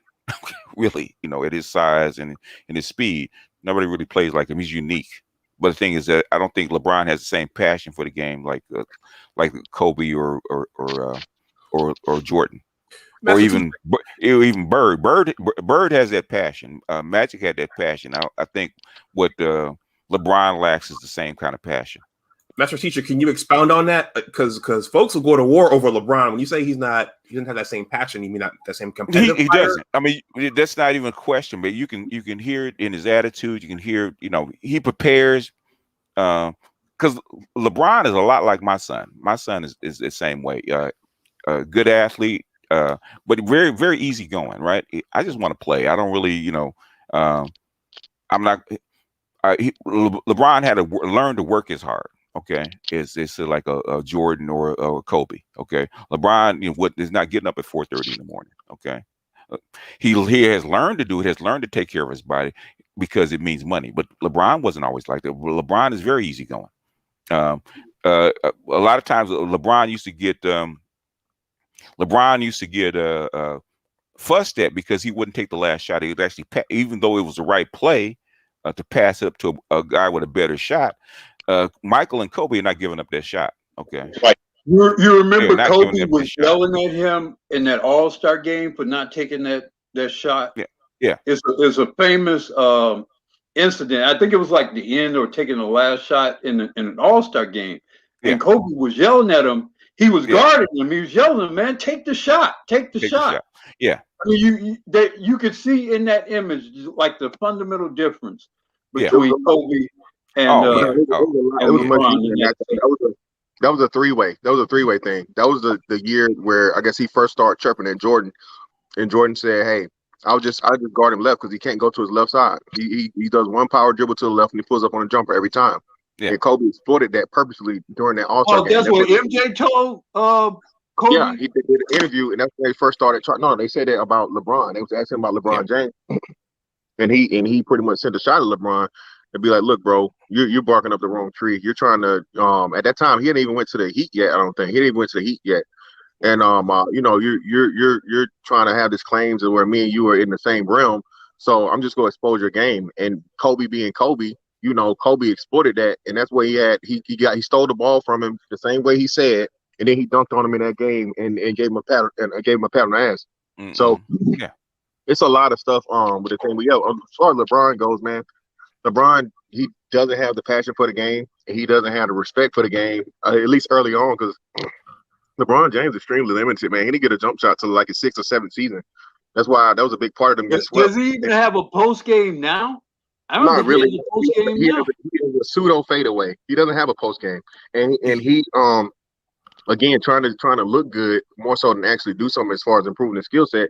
He went and worked out with Hakeem Olajuwon, and nothing changed. He just did it for the sake of doing it because Kobe was the first one to do it. To pretty much like talk about his workouts with Hakeem, and then I think it was LeBron, and then after him it was Dwight Howard, or maybe it was Dwight Howard before LeBron. Either or, but you could clearly see it, man. He never really applied it. Like I said, he didn't even start posting up until Miami, the first championship year in Miami. Yeah. So up until that, again, and the dude's phenomenal. He's an athlete. But as far as like skill set and basketball player, this is why I say you can never put this dude in the GOAT conversations, man, because he just waited too long to take it serious. Jordan, Kobe, Magic, Bird, those guys, Tim Duncan, cold-blooded killers from day one. You can see it. No matter what. It's no skill set. And that's why I say, man, with LeBron, man. But that's why I hate LeBron because of his fans don't know anything about basketball, so they just tell you that. Yeah. Oh, it's all coming out. Well, yeah, I mean, you can tell the difference between some players have very few players have that intensity and talent. Okay, like that. Very few players. Most players are like LeBron. I'm so talented. I'm gonna make the game easy for me. Right. So and the game really is easy for LeBron, and that's the problem. It's too easy for him because he's so physically talented. He doesn't have to do very much. I can get to my spot. Nobody can keep me off my spot. I can get my shot off. I can go down low if I want to because I'm so big and strong, and I can jump as high. I don't really have to actually improve my game every year. Like Kobe, since Kobe was 12 years old, he improved his game every year. He talked to all the people he needed. Like how can I improve my crossover dribble? How can I improve my dribble? How can I improve my rebounds? How can I post up? How can I improve my shot? I think the only other person would probably be in that level that doesn't have the talent is probably Steph Curry. Steph Curry doesn't have the physical talent that like half these guys do, but he works so damn hard. You know what this reminds me of? Yeah. This reminds me, and I'm gonna switch sports for just a moment. This reminds me of how maniacal Jerry Rice was in the offseason with his workouts. Yeah. I think that's what BGS is alluding to, is that's the difference between having that physical gift that LeBron has and then having that physical gift plus the work ethic, and you combine those two and you merge them and you think Kobe or Michael. Every player have that. Kobe broke his hand in what, 99 or 2000? I forget which it was. It was either 99 or 2000 season. Yeah. He came with the thing on his hand, and he played. And the whole time his hand was broke, he was doing nothing but shooting left-handed. Yeah, so he was. Kobe was as good as with his left hand, actually shooting from like I think 3 years in the league from on. You know what I'm saying? And able to work either block and get the fadeaway jumper over either shoulder. Yeah. So that was the biggest. LeBron. My bad. Go ahead. There was the biggest conflict between Kobe and Shaq because Kobe was maniacal, right? And Shaq was just so talented and so big that Shaq didn't take it as seriously. And that was the biggest thing. He used to tell Shaq, you don't take this shit seriously, man. I'm about winning championships. I'm about taking this job seriously. And you don't take this stuff as seriously as I do. And they used to go back and forth about that shit. And that was a major thing that Shaq admitted was crazy because Shaq is like the ultimate diva. Like that dude is the biggest Shaq ego. came into the league releasing rap albums, man. Yeah. Shaq, I mean, basketball was a means to an end to Shaq. I mean, he's a big kid. I mean, what else are you gonna do? He liked basketball. He liked basketball. He didn't love it. He didn't love it. Okay. Yeah. He was more about the attention than the actual game because it came so easy to him. Yeah. I remember him saying, he was talking about it. Kareem tried to work with him, and Kareem was telling him things to work on, and he ended up. Shaq's a big apologizer after the fact. He talked about how Kareem came to him. He tried to get him to do the jump hook or whatnot, what have you. He was saying how he's hard-headed. I think it was like the first couple of seasons. And he said he finally started listening to him. And he got that jump hook in there, and he said, "Bro, after that jump hook hit, it was over with." Right. Yeah, Shaq wanted to go do a crossover and go to the corner and do a fadeaway. That's what Shaq wanted to do. But Shaq was Shaq was LeBron before LeBron. That's the scary thing about it. Yeah, that's true. That's true. Darnell, I want to give it to Darnell. He hasn't said anything. Darnell? Oh, my bad. I'm here. As far as the GOAT conversation, to me, I think I'm with Kareem on what Kareem said. He said there really isn't a GOAT because you got to compare the eras, and I think there's just the best player from every era. I think you're comparing apples and oranges. Like a player like Magic, how do you compare a guy like Magic to a guy like Michael? They have two different styles, just the way they approach the game. Well, it's just barbershop. I would start a team with Magic, but I still think Mike is a great player. You start the team with Kareem. Period. You start in the middle. Everybody knows if you play ball, you go big first. You definitely would have done that 40 years ago. You do it now. You do it now. Yeah, I think Kareem would translate great right now because he would get away from it. You can't. Height. There's a reason why I say you can't teach height. Yep. Right. That's the most important thing about basketball. Like I said, and it's going to always come back to it.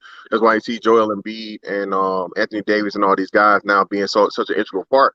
Because no matter how long the spurt may last of running gun and all these other things, eventually it'll come back to the basketball. Just when you figure it out, or you know what I'm saying, you figure out how to slow down the pace and defend better. I can't even stand watching today's basketball, man. It's so ridiculous. Like they literally don't want any defense played. They want nothing but up and down, shoot the ball, and that's why people are losing respect in the importance of the big man, because the NBA purposely phased the big man out. After that Dwight Howard series versus the Lakers in 2009 when they won, Dwight Howard was like the last big man until like Joel Embiid and Karl Anthony Towns and the boys came back around to Anthony Davis. Look at the Lakers winning, being championship. Who was in the middle? Bynum and I'm talking about just recently. Yeah, Dwight Howard. Dwight Howard was in the middle. Yeah, Dwight Howard and Anthony davis. Like I said, that's a hell of a and JaVale McGee. You're not getting that, man. Like I said, JaVale McGee's wingspan is something like crazy, like almost damn 9 feet, bro. Like I said, you got those two dudes clogging the lane, and like I said, you're depending on the jump shot. Like you're gonna have an offshoot at night. If you can get stuff down in the paint, you can get guaranteed baskets close. That's just always gonna win out over the jump shot. Yeah, that's why I hate analytics. I can't stand analytics. Ruin basketball. Mm-hmm. Hey guys, Roger says, salute to the panel. I want to join, but some money got in the way. Keep representing Black Uru Strike. I'm trying to hold it down for you, Roger. Well, I got BGS hating, but I'm trying to hold it down for you. I have not hated once on Michael Jordan. Okay, not once. So guys, I never rooted for MJ. I'll tell you that now. I did care for him, but that doesn't mean I don't respect what he did. Yeah. So guys, you gotta respect what he did. So based upon what we just talked about in terms of the rules changes, I've always wondered how LeBron would do in the 80s. Over on Roger's channel, you guys talked about how the rules changed how Oscar Robertson, the first big guard, played defense. Oh yeah. Oh yeah, because in fact I had players, man, back in the in the 70s, man. If you're a gym rat, man, basically this knowledge gets passed down from player to player to player, right? And they should talk about how Oscar Robertson used to play defense, right? Because he had these. Even Jerry West said the same thing, right? Oscar Robertson's hands were huge. He was a big guy. He was strong. He was 6'5", 6'4", 65, and big. He was not a little guy, right? Had these huge hands and extremely strong. He said once Oscar Robertson got locked onto your hip with his hand, you weren't going anywhere. Yeah. So he played defense. Basically, he controlled you. He would move you around with his hand. Okay. So once you got past half court and he got his hand on you, you were done. So they actually changed the hand checking rule because of that. So you couldn't grab onto a player or lock onto a player or keep your hand on a player full court like that anymore. They actually changed that. Did you ever see in the old NBA with guys slapping the hand check away? Yeah. Yeah. Trust and believe, it's a big difference playing defense when you have to put a hand on a guy. Oh, that's big difference. Anybody's ever played and try to, especially with a guy that's as quick or as quick as you are, even somebody that's not as quick as you are, right? You might even be quicker. Trying to stay in front of a guy and you can't put your hand on him. Ooh, that's tough. Yeah. Okay. Which they you know, they really got rid of the hand checking because so the white players that weren't as fast could actually, you know, stay in the game, because with the hand checking rule and white players not being as quick, they ain't going nowhere. So they had to change. They had to get rid of that. Wow. See, that's when Steve Nash got his MVPs. Yeah. In fact, they changed the hand checking rule for Steve Nash. Yeah. No, hand checking. Mark Cuban had a hand in that. Hand checking was gone. I want to say like 98, 99. Well, they had two changes to the rules. Like they changed it twice. Yeah, they did change it twice. In fact, they changed. Well, you can actually briefly put your hand on the guy, right? In the 90s, but in 2000, especially with Steve Nash, hell, you couldn't even touch the guy. In fact, they were complaining about it. I said, we can't even touch. If you can't touch him, if you can't even brush up against him, how are you going to guard somebody like Steve Nash? You can't.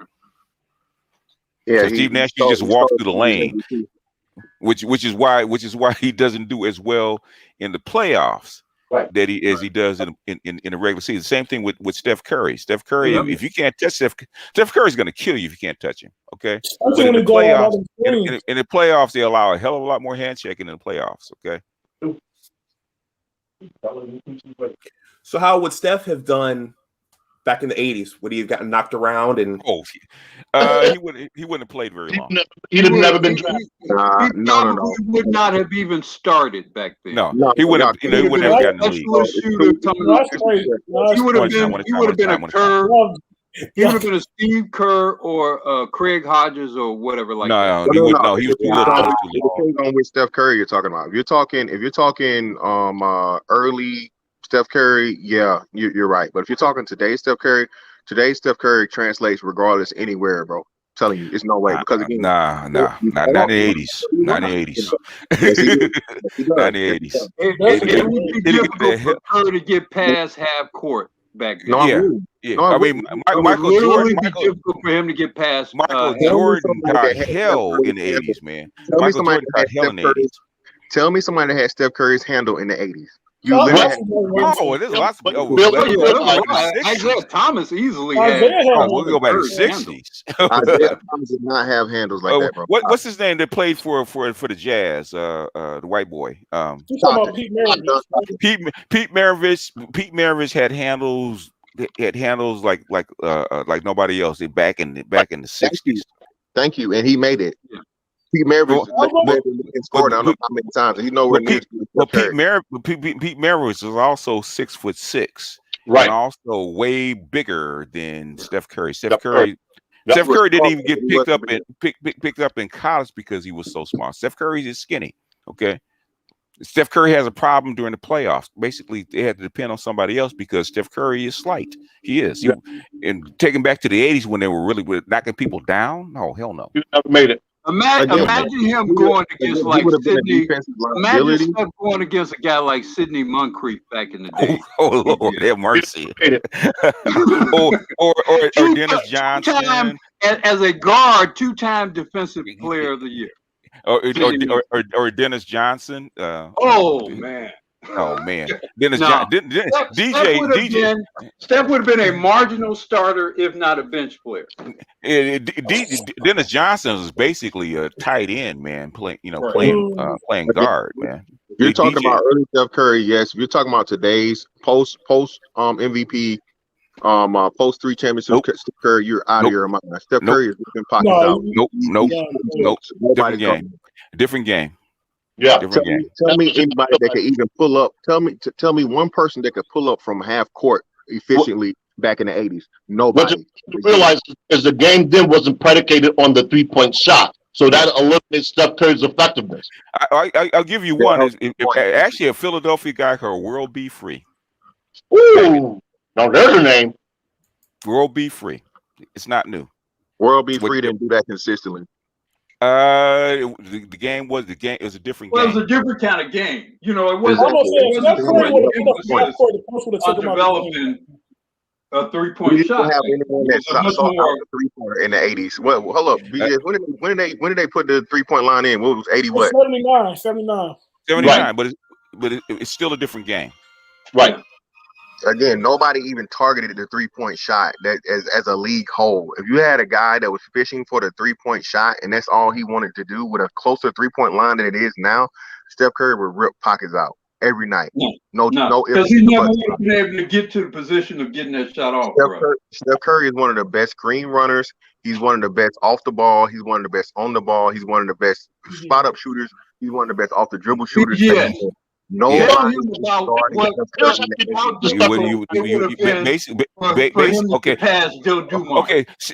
basically Steph Curry. Okay, back in the 80s, Steph Curry would have had to have a shot with a hand on his hip. Okay, right. They can't touch you. They can't touch you like that anymore. Basically, Gail Goodrich said in the 70s. Basically, the difference between the 60s, 70s, and even early 80s is that you had to be strong enough to actually get a shot with a hand on you, with an arm on you. And like I said, run. That's the importance of screen running. The best screen runners to ever play the game: Steph Curry, Reggie Miller, and Rip Hamilton. Again. If you set him a screen, all he needs is a half a fraction of daylight. He's going to get that shot off. And with I think what the 3-point line then was right directly at the top of the key with what's that a whole foot closer. Stop it, man. It's not even close. But fantastic. It was a big man's game back then. So you weren't going to structure a team around a 6'3" guy being able to get a shot off. You don't have to structure the team around him. We're not talking about structuring the team around him. We're talking about him being you have to. in the championship. But you would have to in order for him to really matter in the game. Right. It's even better though. So imagine, like I said, you still helping my point. If you have a great inside game, you got to double down, or you got to pay special attention to somebody. Let's not even say Kareem level. Let's say like Ralph Sampson. Ralph Sampson had a short career in the thing, right? So if you got a Ralph Sampson down low, and you got to focus on him versus and nobody's thinking about 3-point shooters until Steph Curry comes around. Bro, Steph Curry is going to be like the Steph Curry effect would have happened 30 years ago. We had a Mahmoud Abdul-Rauf who was basically Steph Curry 20 years ago. Thank you. Exactly. He was dropping 50 on people. Rip pockets out, and that was during the era. And actually, he may have been more talented than Steph. I ain't gonna say that, but like I said, he was definitely faster than Steph. Mahmoud was one of the fastest guys with the ball you'll ever see. Pockets out. And he was smaller than Steph. In the hand Thank you. And he was shorter than Steph Curry. Thank you. So again, if he can make it, but he was more athletic than Steph. He was more athletic than Steph, and he was faster than Steph. Taller than a few of the point guards are in the league back then. And Steph is more accurate, and he's more skilled as him as a shooter and a screen runner and everything else. And he has a better handle than him. The Nuggets did not support Mahmoud the way and did not structure the team in a way around him the way they did with Steph. Had Mahmoud came into the league when Steph did, they'd be neck and neck. Probably, yeah. It's just a different game. That's all it is. You had to have a different kind of player. I wonder if you guys put it the other way, with defenders from now, would you say that there would be better defenders back then than they are now? Guys like Tony, like Kawhi. If they were allowed the hand check. You have to, because you can't defend now. You literally can't defend. Yeah, so that's a non-question. Yeah, Kawhi is really unique. So you have to tip your hat to guys like Kawhi Leonard and Anthony Davis to actually defend guys without touching them. That is really tough. So I would have to say that they will still translate in the era as far as defense is concerned. Moving your feet is moving your feet. Being quick is being quick. So I think they would translate. I would say Michael Cooper is probably as good as anybody as far as defense. Dennis Johnson back in the day is probably as good as anybody. But the game has changed. Basically, they want an offensive game. It's just like in the NFL, they changed the game. You need a different kind of defender now.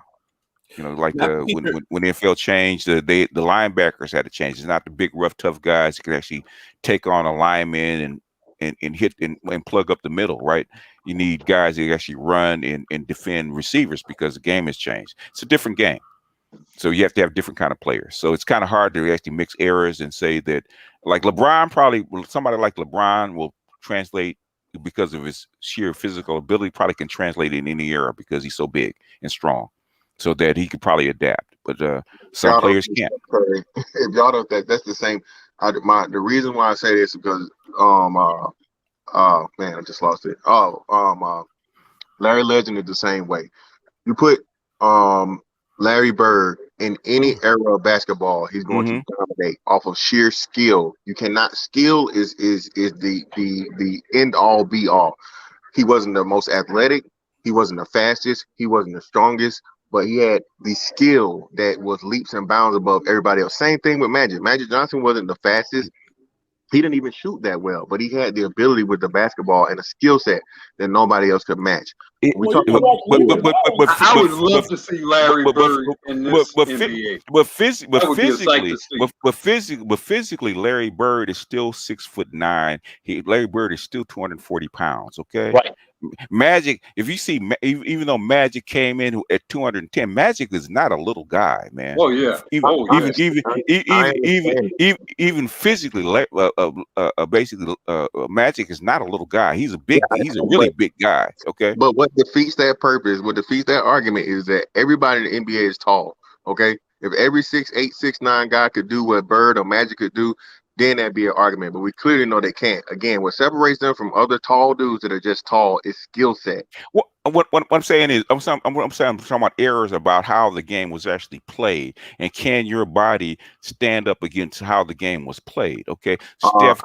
Hold on a second. Okay, Steph Curry is basically dependent on the era that he's in, because Steph Curry's body is too fragile to play in the All-Star. He wouldn't have lasted the whole season, much less got to the playoffs. He wouldn't have lasted the whole season because he's too fragile. There were plenty of bean dudes in the 80s, in the 70s, 80s, even 90s of the NBA. He's bigger than Mo Cheeks. He's Michael Jordan. A lot of guys. Who, Steph Curry? It's durable. That's what you guys are leaving He's out. not durable. Yeah. Yeah, I mean, comparing the durability of Mo Cheeks to Steph Curry, Mo Cheeks coming off the south side of Chicago, I mean, it's a whole different kind of guy. It's a different makeup of who they are and where they come from. Yeah, and basically, they might be the same weight, but they're not the same build. Steph Curry's not built like that. And that's even his mother would tell you that he's not built like that. That's like, I mean, he wasn't. He had to go to Davidson, and arguably Steph Curry should have been like 1 or 2 as far as the draft. Why did he go 7th? The Timberwolves because of his build. They didn't believe it. But he was durable enough. Yeah. Representative of how good he was. Yeah. So there's you can tell by a guy's frame and how he's built, even though he might be even skinny, or we consider him a beanpole. Okay, his frame. Steph Curry is not a wiry, strong guy. Like Michael Cooper is skinny. Okay, skinny, but he's wiry, skinny. Look at Iverson. Iverson is little, but he's got that wrought iron type of toughness, physicality to him. Yeah. So, Master Teacher, is that why you say Steph's game changed in the playoffs because it got more physical? Yeah, in fact, there was a complaint about because remember the Golden State Warriors are complaining about the calls because they were beating the hell out of Steph Curry. Okay, but during the playoffs, that's when it changes. Now they had to go to other players. Maybe he can do it now. We'll see. We'll see if he's strong enough to actually withstand it. But the thing is, Steph Curry probably wouldn't even be in the league, to get to this point, because in the 70s and even most of the 80s. Put Steph Curry up against the Pistons, the Celtics or the Pistons, in any series. Okay. You know, Yeah, he he's doesn't. not making it through a 7-game series. He's not making it either through a of those 7-game teams. series. Yeah, but this is what I'm saying though. You guys are acting like Steph Curry was going to try to be either Jordan or Iverson. That's not his game. He's not going to be doing a lot of slashing to the rim. He's not going to be getting a lot of contact. Again, Steph Curry's going to screen. The moment they saw that guy shooting, when the Pistons saw that guy shooting and hitting those 3-point shots, you best believe they were going to start targeting him for sure. Even if you started targeting, that's what I'm saying. It's going to be a clear foul because again, you're going to be hitting him on a shot. Watch the YouTube of Pistons games, man. Watch them YouTube of Pistons games. They didn't care about. They didn't care about what. Watch some of them games between the Bulls and the Pistons. Watch what happened to Paxson and BJ Armstrong, and they were good 3-point shooters too. Hell, Paxson has a higher career. Neither one of those dudes are in Steph Curry's realm, and it doesn't matter. He would. It doesn't matter. John Paxson. Once they saw him hit those shots, they would have targeted. They would have radar targeted his ass. Go back and look at the just and the bad boy Pistons were probably not as.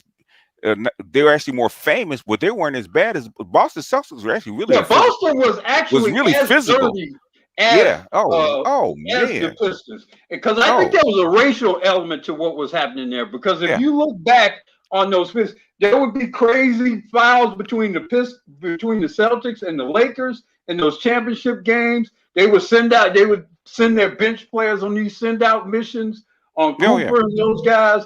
Boston was dirty as hell. Oh yeah, I mean, Philly was physical. All those teams were really physical, man.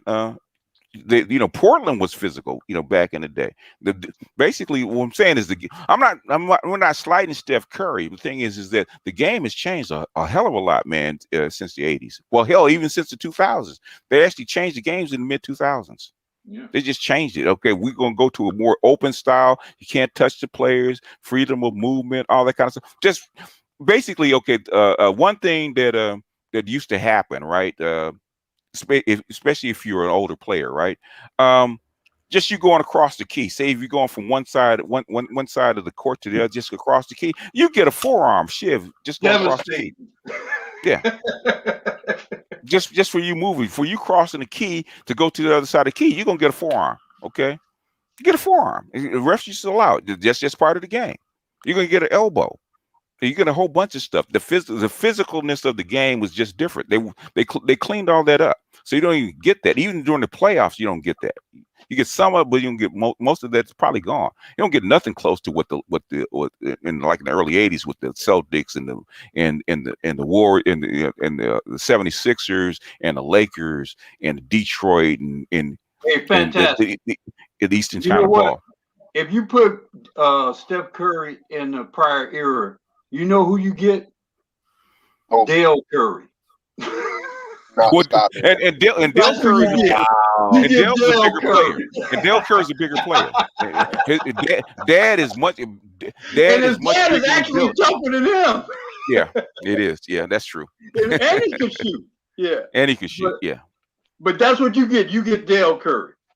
That's and there's no slight against Steph because I love Steph. It's a big slight again, man. It's a reason why it's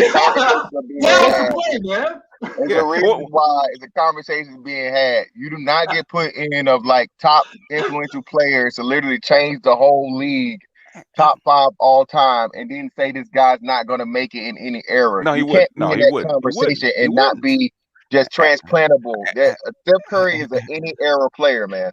Ask his dad. Okay, don't ask us. Ask his dad. Ask his dad. I promise you, his dad would laugh. His dad was laughing. His dad would say. His dad would say Steph couldn't play in that same era. His dad would say that. I'm glad you brought up his dad. Who did his dad play with? Was it Philly? He played for Charlotte. He was on Charlotte. And who? And somebody else. Before. No. Who did he play for Charlotte? Cleveland. Hold on. We're trying to find who he played for. Because Charlotte's a new team. Cleveland. Hold on a second, y'all. Hold on a second. I'm going to drop everybody down.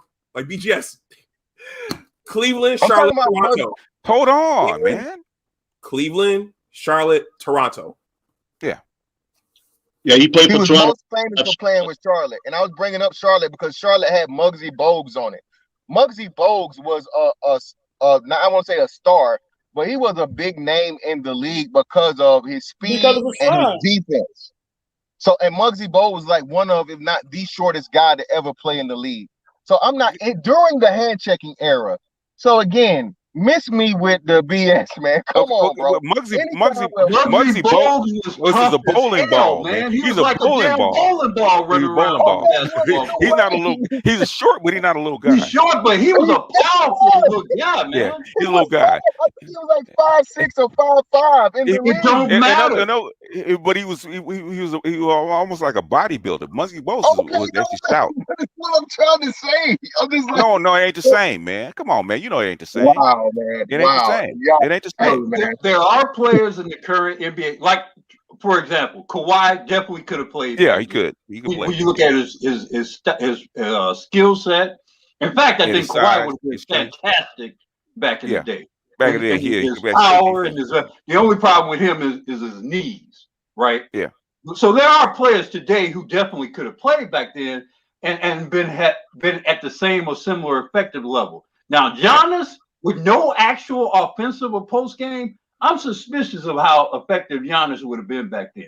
I think in a big man's league where you had to have an actual post game and you had to have an actual hook shot and you had to have actual moves. I'm Man, the way he would have had to develop. He would have had to he develop. would have developed it. The way he works out his develop game, I don't know, his work ethic. I think he would have developed it. This dude is what, 6 years in the league now? Where is his offensive game? He doesn't work on it. That's He averaged like run 30 past points a guys. game. He just run past guys and run over guys. Yeah. He had to change his game. But you know, he probably would to stay in the league. He would change his game. Why hasn't he teamed up with his countryman Hakeem Olajuwon yet? Because he doesn't feel it's necessary. Because he's doing okay. fine. And we see that from his recent playoff performance. He don't have the capability. Every dude, just like Dwight Howard didn't do it. He's not coordinated enough to learn that footwork from Kareem. It'll just be a waste of his time. Dwight Howard's lazy. Dwight Howard was lazy. He's lazy. He's lazy as hell. Dwight Howard should be one of the 20 greatest players of all time. Yeah, he should be. He's lazy. Footwork is not easy because y'all remember Kevin McHale was coaching him, and Kevin McHale was even working with him. Footwork is not easy. That's why we talk about it, and very few people have it. Like you said, think of the guys that had phenomenal footwork. You only got like 4 or 5 that come to mind: Kareem, Kevin McHale, Tim Duncan, and it depends. Not Hakeem. My bad. Hakeem, Kareem, Kevin McHale, and then it drops exponentially after that. A lot of people, but footwork is not easy. There are guys who play because they're talented and they're big, and there are guys that actually work at it.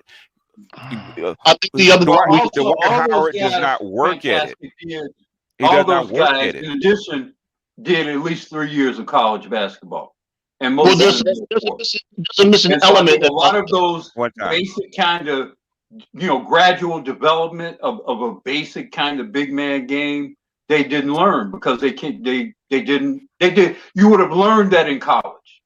Your Dean Smiths, your Denny Crumbs, they would have taught and compelled you to learn those particular types of skills. Yeah, but there's one thing that I'm sorry, when Hakeem's name is mentioned in terms of footwork, and very few people pay attention to this. And correct, BGS.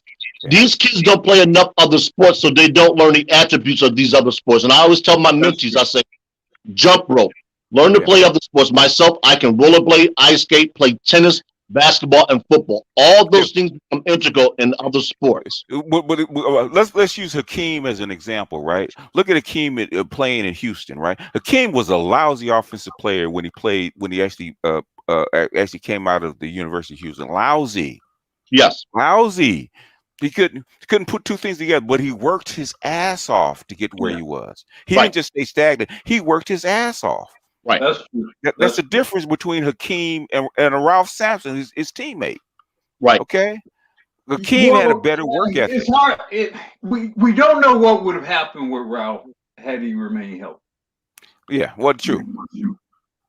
But the thing is, you could tell the difference in intensity in a play. You could actually,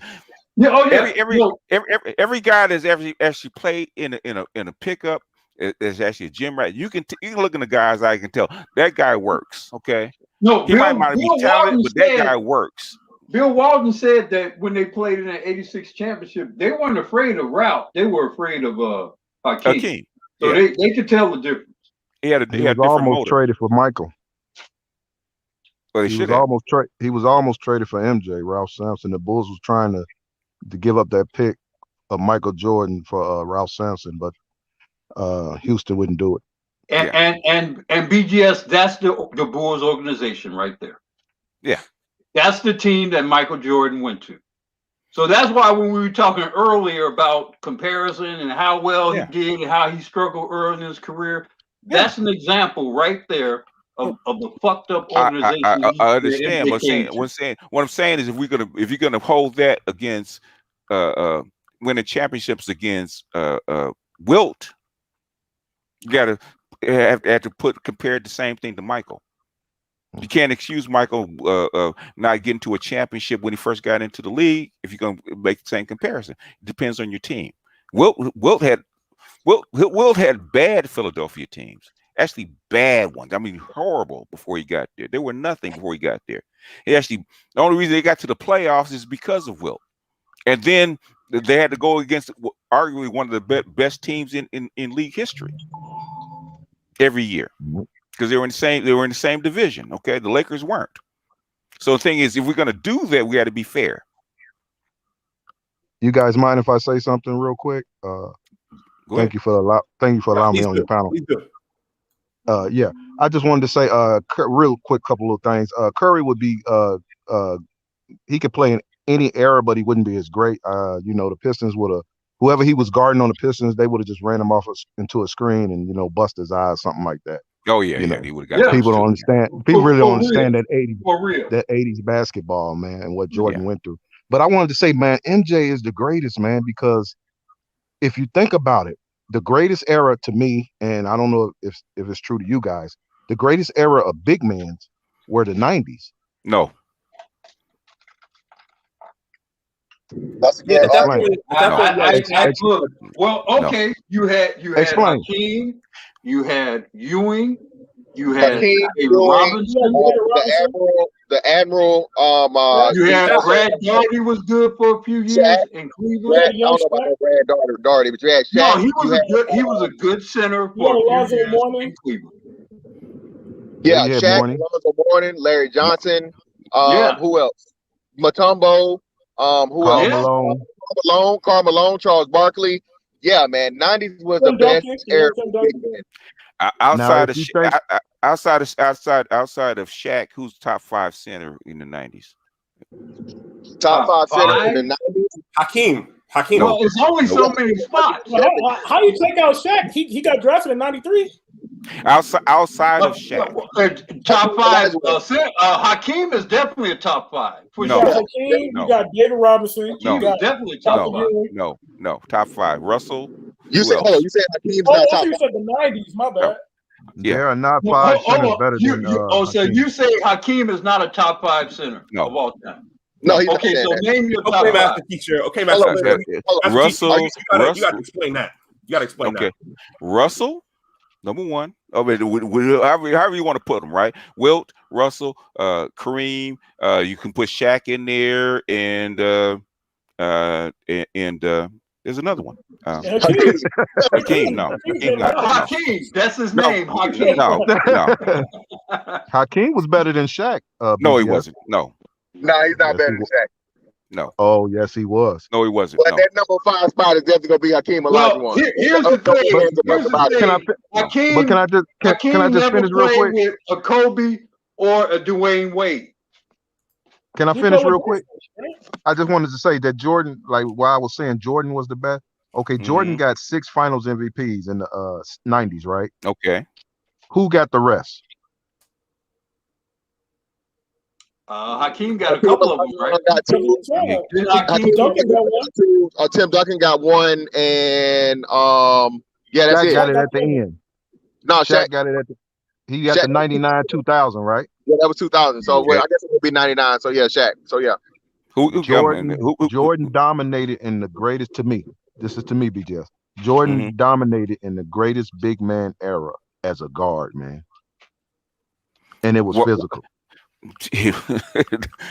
Go back to the 80s. Go back to the 80s. Sound like facts to me. Go back to the 80s and talk about physicality, okay? No, that wasn't that was football. I'm talking about straight hand checking. Not even close. Not even close. Not even close. Come on, master teacher. Brad. We didn't even say Karl Malone. Hey, wait a minute. Brad Daugherty, really? No, Brad Doherty has several 2010 seasons in Cleveland. Brad Daugherty, really? Okay, BGS. Are you paying attention to what's the 76ers center right now? Oh, Joel Embiid. Okay, listen. Joel Embiid is dominating the league. Man, Michael Jordan had to see Joel Embiid 10 times out of a season? That wasn't nothing with Joel Embiid. I forgot. Just imagine what Michael had to see. I forgot the last one, Moses Malone. Moses Malone is not better than Hakeem Olajuwon. Yeah. No. Yes. He's not better than Hakeem Olajuwon. Yes. Man, Shaq is not better than Hakeem Olajuwon. Bullshit. Yes. To me, the wild card is Shaq. I don't know if I'm going to give Shaq over Hakeem. Wait, what? Wait. Shaq is a 5-time NBA champion. Wait. Hakeem never played with a player the caliber of Kobe. Four-time NBA champion. Four-time NBA champion. Or D-Wade. Mr. Fantastic. Yeah. If you switch I just want an opinion from you. If you switch Hakeem and Shaq and put Hakeem on Orlando and put Shaq on Houston, do you think Shaq beat Orlando? How old was Shaq? Wait. Okay, go ahead. That was Shaq's second year in the league. No. Yeah. No, that's a good thing. But I say the same thing though. If you put Hakeem in the place of Shaq with Kobe, do the Lakers three-peat? No, they do not. Yes, they do, and they win, and they beat Detroit, They smoke, and in fact, they probably win more than that. No, they don't. In other words, Shaq got drafted in what, 93? 92 or 93. 92. Is it 92 or 93? I can't remember which 92. one. So how long was Shaq in the league? Shit. 18 seasons. 19. No, I'm saying when he his third year, because that was Penny's second year when they won the when was Hakeem actually drafted? 84. Legendary 84. In other words, you talk about a veteran center that's been in the league 10, 11 years versus a guy that's been in the league 2 or 3 years. He went to the finals early, though, BGS. And the fact that he went to finals early. And he went to did Hakeem? Hakeem actually came. That Houston team was actually a very good team back in the 80s. Good team. They didn't win. No, he went like his second year, I think. He was. And Hakeem was a power forword. Yes. Before he became a center. Yep. Same thing with Tim. Same thing with Tim Duncan. Hakeem, no, he had to play power forward. He wasn't a power forward. He played it because of Ralph Sampson. Same thing with Duncan. Duncan's a center. Yeah, but I think if you give Hakeem Kobe Bryant or D Wade, I think he wins 3 or 4 championships too.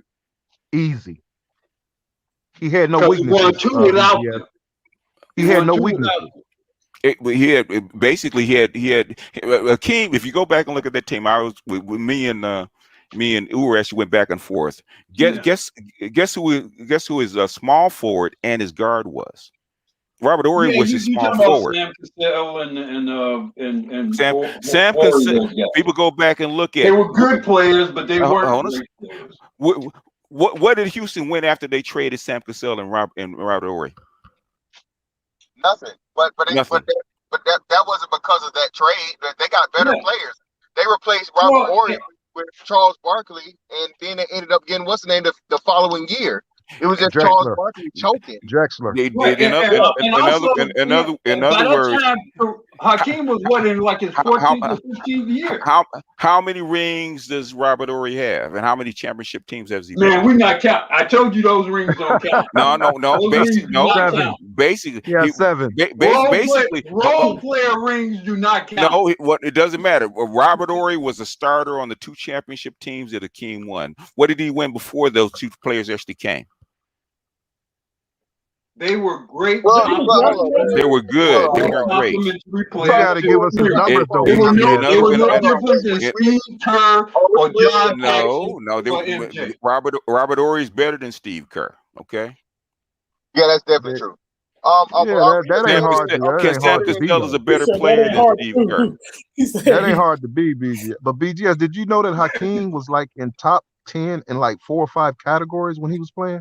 I understand that. I understand that, but I'm saying is, but Hakeem is not going to be on the Mount Rushmore of if we did not even talk about Mikan. Okay, back in the day, but Mikan won 3 championships. So yeah, but it's like that's why you can't come on. And Bill, no disrespect to Bill Russell, but again, just like you said, you guys got to have the error conversation too. When you talk about errors. What was Bill Russell's competition? Bill Russell's competition was what? How many teams was it back in the league then? Like what, 12 or something? You got 11 championships. Man. Yeah, because why? You got 11, man. Look at the level. It was only 11 teams. I get it, but damn, it doesn't matter. It doesn't matter. Let me do my thing. It was only 11 teams, though. Well, pull Bill Russell from his era and put him in there in the 90s. Pull Wilt and Wilt and put him in the 90s. Okay. Wilt dominates, but this is what I'm gonna ask you, BGS. So BGS, who is Bill Russell in let's say the 2000s? What is Bill Russell in the 2000s? In the 2000s, Bill Russell will probably be more like Duncan in the 2000s. Stop it. Bill Russell maybe Duncan. But Duncan, if I had to compare him to a player, that's the closest comparison I would actually have. Kenyon Martin. No. Kenyon Martin. No. Bill's a better passer. People don't understand how athletic Bill was. Better defensive player, better, smarter player. Kenyon Martin is not a smart player. Yeah, but I'm just talking about like athletically. Didn't offer nothing offensively, but defensively, Kenyon Martin was like that. But BGS, I wanted to say something before I go, man. Did you know it was a player who won the Defensive Player of the Year, the scoring title, and the MVP in the same season? Do you know who that player was? We know who that is. Yeah, that's probably How do you win the Defensive Player and the scoring title in the same season, man? Do you know how great you have to be to do that, to get all the defense and all the points? and somebody has to vote for it too. Okay, let's put it this way. Let's compare. He's the only one to ever do it. On a second. Okay. Chamberlain averaged what? 50 points a game, 25 rebounds, 20 block shots, and 10 assists in one season. The pace was different back then. Go. Go. And he didn't win MVP that year. He did. Bill Russell got it, but do you know what Bill Russell averaged? What he averaged? 30 and 20. Didn't he average 30 and 20? The pace was different. Better record. There was more possessions back then. In other words, Bill Russell was actually a better offensive player. Bill Russell said, "We're not going to win a championship if I dominate the ball. This is what I'm going to do because I want to win rather than get scoring titles." Okay, that's what he said. Go back and actually ask, because coming out of the University of San Francisco, he was killing. Bill Russell was a beast. Underneath, as far as scoring is concerned, they actually changed rules for Bill Russell. Okay, Bill Russell actually made an active decision to win a championship rather than worrying about scoring titles. He could have. But BGS, this is where MJ gets everyone at. They say, okay, he was scoring. He shot for average. He was like a 55% when he was on the board. But he also was on the first team all defense every year. So he wasn't doing the James Harden thing. He shot for average, and he was on the defensive team, and he was the best rebounding shooting guard and the best blocks as far as shooting guard. It's shooting guard. What I'm saying, I think he averaged 7 or 8 assists that season too. And another word, he averaged 8 assists. He averaged a triple double when he played point guard. They let him play point guard for a while. When they went back and look at the record books, when Sam Vincent got hurt, has MJ ever averaged 50 points a game? No. No. Okay. No. Did he ever average like 25 rebounds? You're going to keep coming back to that 50 points. I'm asking. I'm trying to tell y'all. In other words, Wilt Chamberlain averaged 18 block shots a game. That's defense. Last I can actually. Is that canon? Did you say Wilt Chamberlain? I thought that was defense. Wilt Chamberlain averaged 50 points a season? Yeah. Yeah. Okay, but who got the highest scoring average per career? What player in NBA history? Yeah, got the highest scoring average for a career? Who's that guy? Since he averaged 50. Who's that guy? Do you know? Oh, it might be Michael Jordan. Who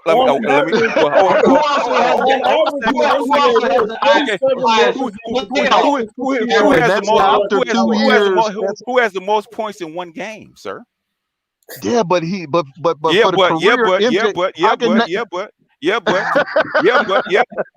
BGS, I can one up you. You can one up me, BGS. Michael, all I was saying, BGS, was in the 90s. To me, that's the greatest big man era in a guard. In a guard dominated that era. 6 finals MVPs, scoring 10 straight scoring titles, 9 all defensive, and he's the only player to ever win the Olympics as an amateur and as a professional. He's the last. His team is the last college team to beat the grown men in the Olympics. They had to come with NBA players after Mike. Mike was the last team to ever beat those guys. Him and Patrick Ewing. I mean, Mike took championships from almost every Hall of Fame player. This dude, man. Let's put it this way, right? There was. I'm only listening to Magic Johnson when you argue better than Jordan. Okay. The thing is that let's put it this way. Let's talk about Kareem for a second, right? When Kareem came in as a freshman at UCLA, right? UCLA had just won 2 championships in the NCAA, right? 2 of them in a row. A freshman called Lou Alcindor comes in and beats handily, kills the NCAA championship team. Okay, with him and a couple of freshmen, right? Killed him. Okay, now let's take Michael Jordan and let's go back to the '84 Olympic team. And when they would have those practices against Magic, against Bird, against Isaiah, and Mike was leading those '84 teams, he was slaughtering Magic, Bird, Isaiah. Before he even got into the league, he was dominating NBA players. It was embarrassing to see it. Wilt was killing NBA players when he was 16. He was sneaking off playing NBA players. I'm serious. Go back and look. When he was 16. BGS, who was the oldest player to score 50? Huh? Who was the oldest player to get 50 points in the game? The oldest player? I don't know. That's a good question. BGS, the man averaged 25 and 5 at 40, smoking cigars and drinking Hennessy. After a 3-year layover. Man, come on, BGS, man. At 40, man, the man dropped 50 on him. I think it was the Phoenix Suns he did that to. Now, what is it? How old was Kobe when he left? When he scored 60 his last game? He was 38, right? 37. 38. No, 36. 36. No, was he 37, 38? Because Kobe played 20 years. What year did he retire? His 20th year. He's 38. I think he's 38. Yeah. That's the second greatest. Kobe actually in my book. I'm sorry, in my book. In my book, yeah, that's the second greatest. In your books. The thing is, how far does your book go back? It goes back. Yeah. Hey, I'm gonna bow out, man. I don't want to mess with you, man. You my man. How far does your good book go back? I mean, You know, I mean, if I get to argue, man, you know, sometimes I argue for Hakeem. You know what you guys said was talking about footwork. You guys forgot to mention MJ and the Mamba footwork. You know? No doubt, no doubt. Yeah, they footwork was was like a ballerina. Hell yeah. You know, I'll tell you, if you really want to, okay, I'll tell you. Let's take Steph Curry, right? If you really want to know where Steph Curry got his jump shot and where Del Curry got his jump shot, go back and look at early tapes of Jerry West. That's where they got his West jump was a killer. Because that's where I tried to pattern my jump shot after Jerry West because of his release. So if you want to see early Steph Curry, go back and look at Jerry West in the 60s. Because BGS. that's what Del Curry got. That's what Del Curry learned he taught it to his boy. BGS, did you ever hit somebody in the head in the 80s over some MJs at the mall?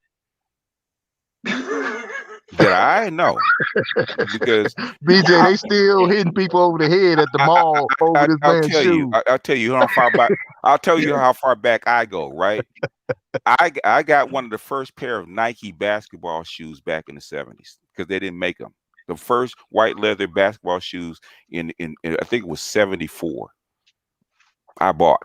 That's how far back I go. So Nike was not a basketball name until with one there would be the one Michael Jordan and no Nike without Magic and Bird. To actually kick off the league and actually get them popular. Because even then, who did they actually advertise? It was actually Converse. Converse actually was a basketball shoe. Okay, if you wanted a basketball shoe, you'd have to take back to Dr. J. Because of Chuck Taylor, those Converse Chuck Taylor. Well, okay, I'm gonna tell you. I'm gonna go far back to that. Who actually made Converse as a shoe was actually Wilt Chamberlain. That's why I bought them. The gold Chuck Taylors, right? With there were high tops. Those are Wilt Chamberlains. Okay, that's how far back I go. Because you guys are gonna only go far back as you remember. I go back a little further.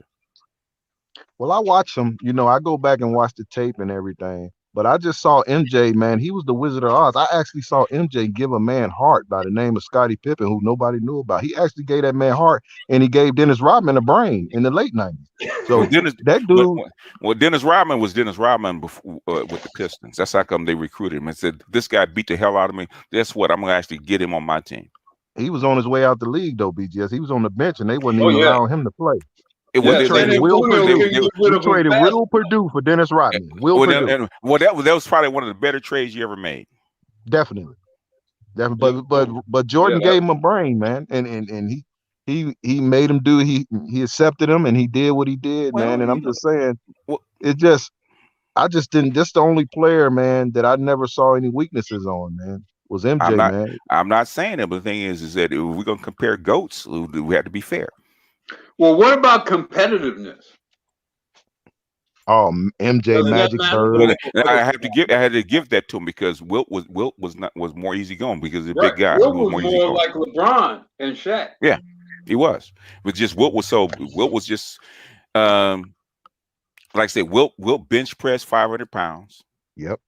You know, Wilt was a sprinter in high school. Okay, Olympic level. I think he also ran the hurdles. He didn't run the hurdles. He actually did the long jump. He did the long jump. He did the high jump. He actually Olympic level high jumper, Olympic level volleyball player. Yep. He played point guard. That may have been Bill Russell that did the sprint. Bill Russell. People don't know what kind of athlete Bill Russell. He's a long jumper also. No, what I'm saying is Wilt Chamberlain's legendary. Wilt Chamberlain back then, 10 flat was Olympic level as far as the 100-yard dash, right? Wilt Chamberlain ran a 9.6, 9.7, which is Olympic level speed. That's how fast he was. Okay. Yeah, beast. He also, like I said, also bench pressed 500 pounds. You know, he's actually the strongest player in the league at the time. Yep. I'm saying Wilt Chamberlain was actually legendary as far as that's why I put him at the GOAT. They say he had a 50-inch vertical too. He had a 50 vertical leap, and Michael Jordan had 48, but you know. Yep, 48, 49. And I've seen, and basically that's what Kareem said.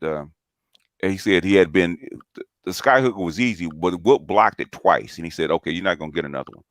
He had to actually put more arch on it. In fact, I used to have a picture, right, of basically Wilt and Kareem actually over the top of the backboard, and with Kareem actually shooting his skyhook over Wilt. That's how high he was up. Hey, thank you guys. Thank you for having me, guys. Wilt was almost like on his downside when Kareem actually came on the league, and Kareem said, "I didn't have the muscle mass to actually go up against this guy. He was just too strong." Nice talking to you guys, man. Hey, BGS, it was an honor, man, to speak with you, and I'm glad you agree with me. I'm glad you agree that MJ is the GOAT, and I want to thank you. And I'm always watching. Love you guys, man. Your guys, brothers, make me proud, man. I'm listening. That's why I don't get into the arguments about it, because I said, okay, well, and people can make a case for Michael Jordan. I can't really argue against what you're saying. The thing is that I don't agree. That's all. I can actually make a case for who I advocated for. And well, it's a coincidence that he happened to be a Laker. That's not, No, well, this is before he became a Laker. Okay. I mean, it's hard to compare eras. Yeah, it is. Rule changes and changes in the way the game is played, and technology and medicine. It's hard to compare everything. But it's funny how players from previous eras actually call the players that are nowadays soft, and they say the same thing. Y'all couldn't play they say y'all couldn't play back in the day when I played, because the rules they changed. Stuff they used to get away with and how they play defense is a world of difference, man.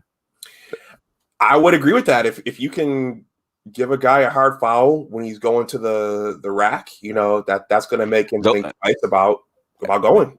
Yeah. Oh yeah. Remember, I don't know, Dr. Dunbar, if you were old enough. Remember the going in the lane rule. Basically, you'd have to take some kind of punishment for going in the lane back in the day. Was that the Pistons? I mean, that was just basketball. That was just standard across basketball. The league.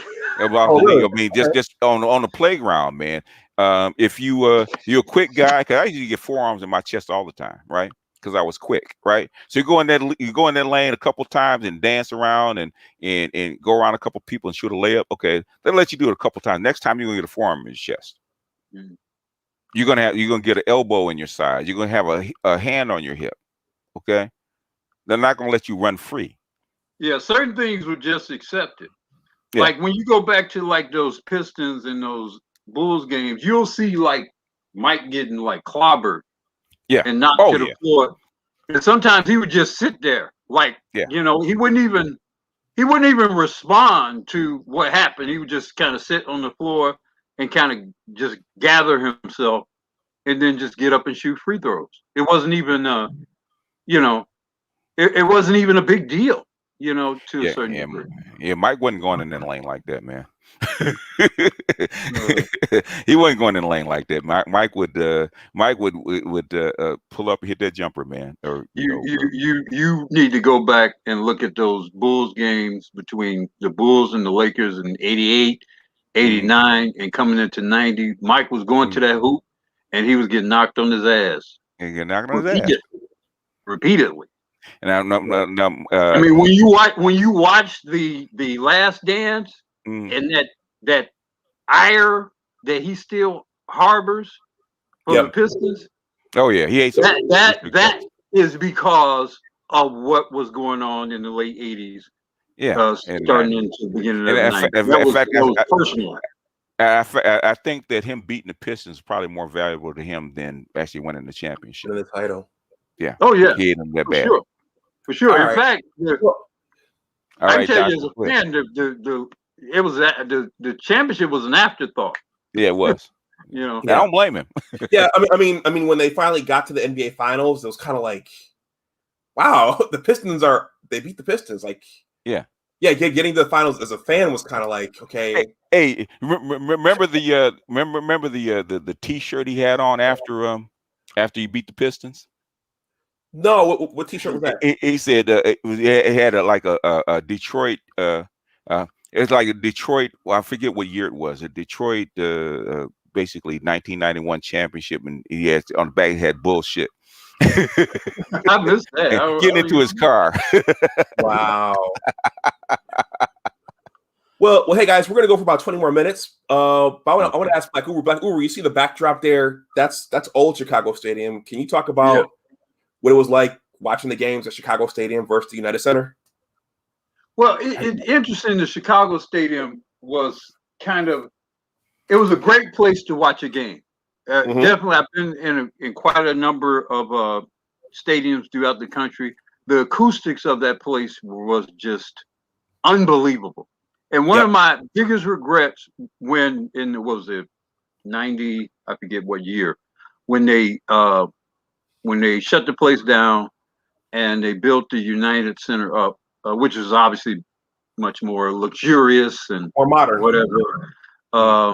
It even to this day just don't have the same feel, don't have the same sound as that place had. I mean, you can even go back and listen to like Bulls games, like I say on YouTube or whatever, because you can even hear the quality of the crowd noise, even on television or in the media. It was just a very different, much more intimate, kind of not obviously of the esteem of let's say a Madison Square Garden, nothing like that, but that similar kind of that sort of weathered environment of those places. And also it was, but it could also, I mean, you might also see like rat droppings or whatever in there. Wow. Because it was an old place and it was tough to maintain, or it seemed quite apparently tough to maintain. So yeah, it was on its way out there. And the Blackhawks also played there as well. So it was a dual purpose place. When I was looking for pictures for the background, I typed in Chicago Stadium and Google brought up an interior of the United Center and Chicago Stadium right here. And I said, I looked at the United Center. I said, no, that's not it, because I couldn't see the old hockey rink. So exactly. I couldn't see it. So I said, that's the United Center. That's not it. Okay. Okay. And but yeah, it was a thrilling. Man, it was a thrilling play, especially after obviously the Bulls became a championship team. It was kind of a magical experience, and like I said, in large part because of the intimacy of the stadium and the sound quality of it. It was a great experience. I think we went through the same thing when we moved from the Forum to the I was about to ask you. The Staples Center. Yeah, the Great Western Forum. Yeah, I remember seeing those Lakers championships, and they would always refer to it as the Great Western Forum. Yeah, it used to be the Fabulous Forum before Great Western actually bought the naming rights. And there was a special entrance for all the celebrities, right? Mm-hmm. Yeah, the Forum Club. A little club in the arena. Yeah, in fact, you can actually probably can see it from the front. It's like down right at the parking level. Has a little canopy over it, says the Forum Club. That's where you usually enter. Yeah. Okay. In fact, Byron Scott used to be in there all the time when he was in high school. Oh, really? Yeah. Oh, yeah. The Forum Club. He used to work there, the Forum Club. All right. Well, gentlemen, I definitely appreciate you guys coming through and being the cornerstones of this discussion. I was born in the mid-'70s, so I certainly can't speak to what basketball was like in the 60s and the 70s, and I never saw Wilt Chamberlain play or the old Bulls or the Storm and Norman and Van Leer, Jerry Sloan and Storm and Norman Van Leer. Yeah. Well, just that era of the NBA and the Pistons documentary Bad Boys, that they talked about how the NBA in the 70s it kind of was on the decline until Magic and Larry came along. It was because of the drugs. Well, yeah, the drugs one. The drugs was one, and plus you have this ebb because most of the stars have retired, like West, Baylor, Wilt. So basically you have that period, just like that. You always have a period, like the period that right after the Lakers won their last championship. In 2010, you have the period where there's like, where it's kind of on a decline. Mhm. BGS, I have a question. It's kind of an observation and question, but it seems like every great era of the NBA had to have a dynastic team. You know, whether it was the Celtics and the Lakers, and then later the Bulls, and then the Lakers. You know, whatever. There, and then I guess you can say San Antonio as well. Yeah. And I think what happened with the 70s in the 2000s, the great eras, you always have like more than one. Okay, like even when Wilt and not Wilt, but when Shaq and Kobe, you always had the Duncan teams on the other side that were actually had great rivals. I don't think one thing I don't know one thing I don't think the Bulls had was great rivals. They didn't have any great rivals. I can't name one that was actually a great rival for the Bulls in the 90s. The only team that were their rivals, although not to the point of I guess beating them, were the Knicks. The New York Knicks. He tortured the Knicks, man. Well, you know what? No, MJ owned the Knicks, man. If you look at all of those series, especially the 92 and 93, those were hot. I mean, they took the Bulls 7 games in 92. You know, and I will always argue those were the Pat Riley teams. Those were the Pat Riley teams for the Knicks. Right. I would argue the reason why the Bulls won those 6 championships was because of the Knicks. Well, earlier because of the Pistons, and then later because of the Knicks. Because what you would often see when the Bulls would get in the championship, they would be kind of enlivened, you know, and it seemed like they would often take the Western team by surprise. And I would argue that because those Knicks series were so physical, were so combative, and so energetic, that I think when they got to the Western teams, they were operating at a different adrenaline level than the Western teams were. Because if you look at some of those early, in some of those series, the Bulls will win like the first 2 games of those series, like against Phoenix or against Portland or whatever. And it seemed like later the teams, and the same thing with Seattle, it seemed like the teams would eventually kind of get it together, and then they might win the 3rd or 4th game, but by then it would be too late because the Bulls had already kind of. The thing is that by that time, basically outside of Houston, who basically made the fatal mistake of breaking up a championship team. You never break up a championship team. Robert Horry and Sam Cassell should have never been traded for anybody. You always keep a team together. If you won 2 championships, you keep that same team. I don't care what kind of chemistry you think you're going to get. That was their mistake. Or if you win 3, which is what happened after 98. Well, you know, Black Uru, the intriguing thing is that the Knicks barely beat the Bulls that year. MJ went to go play baseball. It still took them 7 games. Right. And that suspect Hubert Davis foul. It still took that for them to beat the Bulls without Michael. You know, it's interesting. As much as I love MJ, that was actually my favorite Bulls team. Really? Because that was weird. They played with so much teamwork because of the absence of MJ. And you really saw how great of a player and the leader of a team that Scottie Pippen was. He won. I think he won the All-Star MVP, and I think he was like 3rd in the league MVP that year. But they played. It was much more. And again, it's not to take anything away from MJ. MJ is great. He is, or whatever. But you definitely saw more contribution from all of the other players and to compensate for MJ's absence. And I really enjoyed that. I really enjoyed that season. Yeah. Well, Black Guru, you know, Scotty also had that meltdown. Phil gave Tony Kukoc that last shot. Yeah, I think too much was made of that. and the thing, the difference is that basically MJ actually accepted that, where Scotty didn't. because the MJ accepted that from Phil Jackson, right? Yeah. Remember that old saying, "Who's open?" Yeah. Or the You tell who's pass open? the ball to Paxson is open. You tell him Pax is open. Who's open? Yeah. And he said, "Well, Paxson, we'll get him the goddamn ball." So, and he did it. The thing is, he did it though.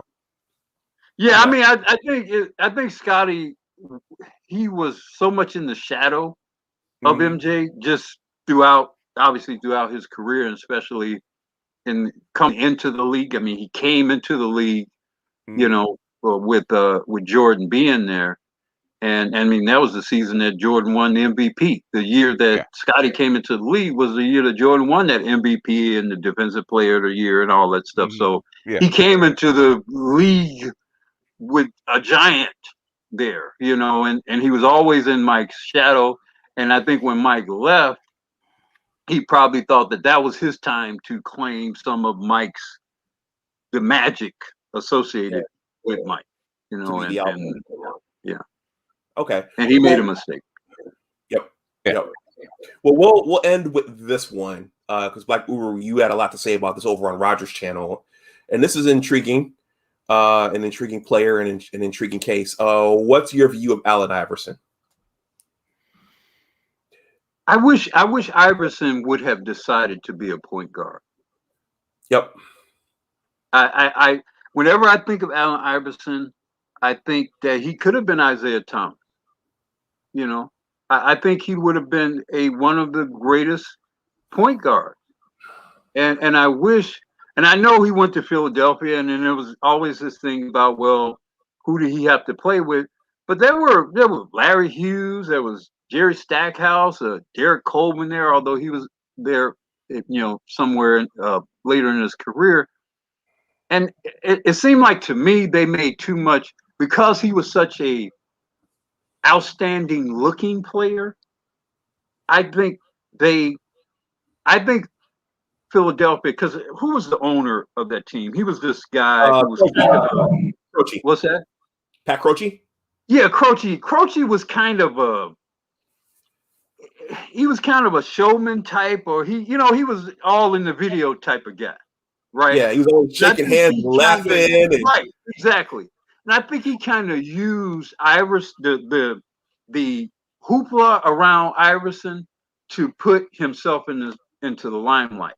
And I think they failed to build a championship team around Iverson, but it would have also required that he play point guard.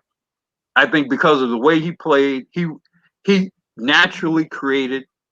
He was never gonna, because he was shooting. Because he was a shooter, it would make it difficult to have a strong defensive backcourt with him being the shooter. Because now you got to play him next to a guy who's big enough to defend the shooting guard, but yet that guy's got to be your point. So you got to have like a 6'5" or whatever point guard. You know, so I thought because of the way he played, he created a defensive liability for that team, and he was never going to be at 5'11", whatever. He was never going to be an efficient scorer, an efficient volume scorer, which he never was. Mm-hmm. Okay. Yeah, and you could see that that type of chemistry that you're talking about. You could see that at Georgetown too, because Georgetown was a big man's program for all those years, and then John Thompson let Allen basically come in and do what he wanted, and it all just looked. And how successful were those teams in the tournament? Not very successful. Yeah, it looked disjointed. Not very successful. The other players were kind of playing around him, and he was getting to shoot whenever he wanted to, and he was dominating the ball. So I would agree with that. It was Allen Iverson and the Georgetown Bulldogs. That was that team. Yeah. So yeah, that's my view of Iverson. But he was great for what he did, what he achieved. I don't take anything away for that. And he was remarkable given his size. You know, he was remarkable. Mm-hmm. Okay, gentlemen. Well, you guys have any parting words? Again, I definitely appreciate you coming through and talking hoops for a couple hours. Hey, quick question. Go ahead, sir.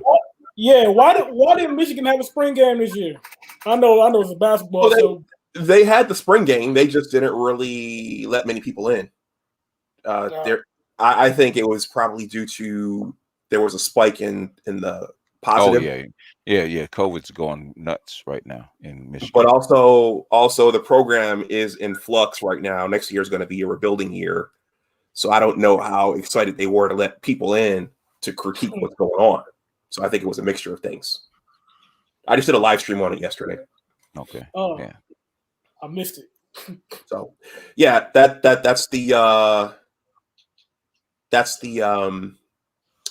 main course here. I want to expand this out to basketball, but I've got lots of, if you look through my catalog, I've got lots of Michigan football videos. So I'll be doing more as the season draws closer.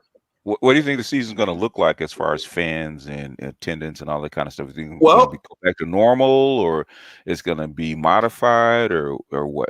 What do you think? Well, it'll be closer. I mean, there'll be fans in there. I mean, people are vaccinated, and that's how those programs make their money, in part is by people coming into the stadiums.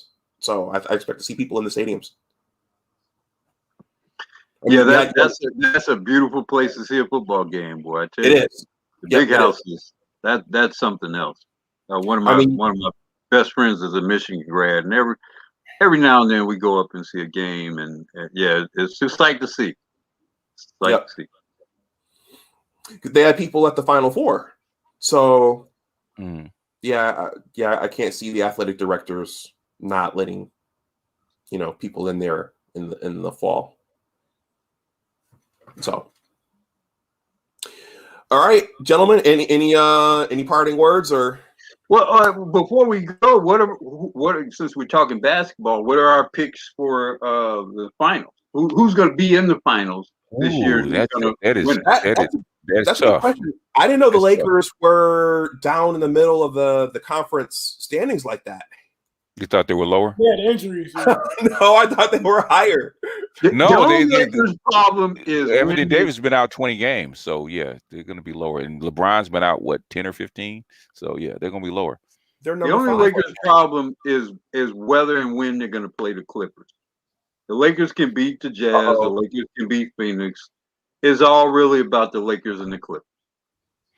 I think with the addition of Drummond, if Drummond can kind of stay healthy, I think that'll be the biggest difference.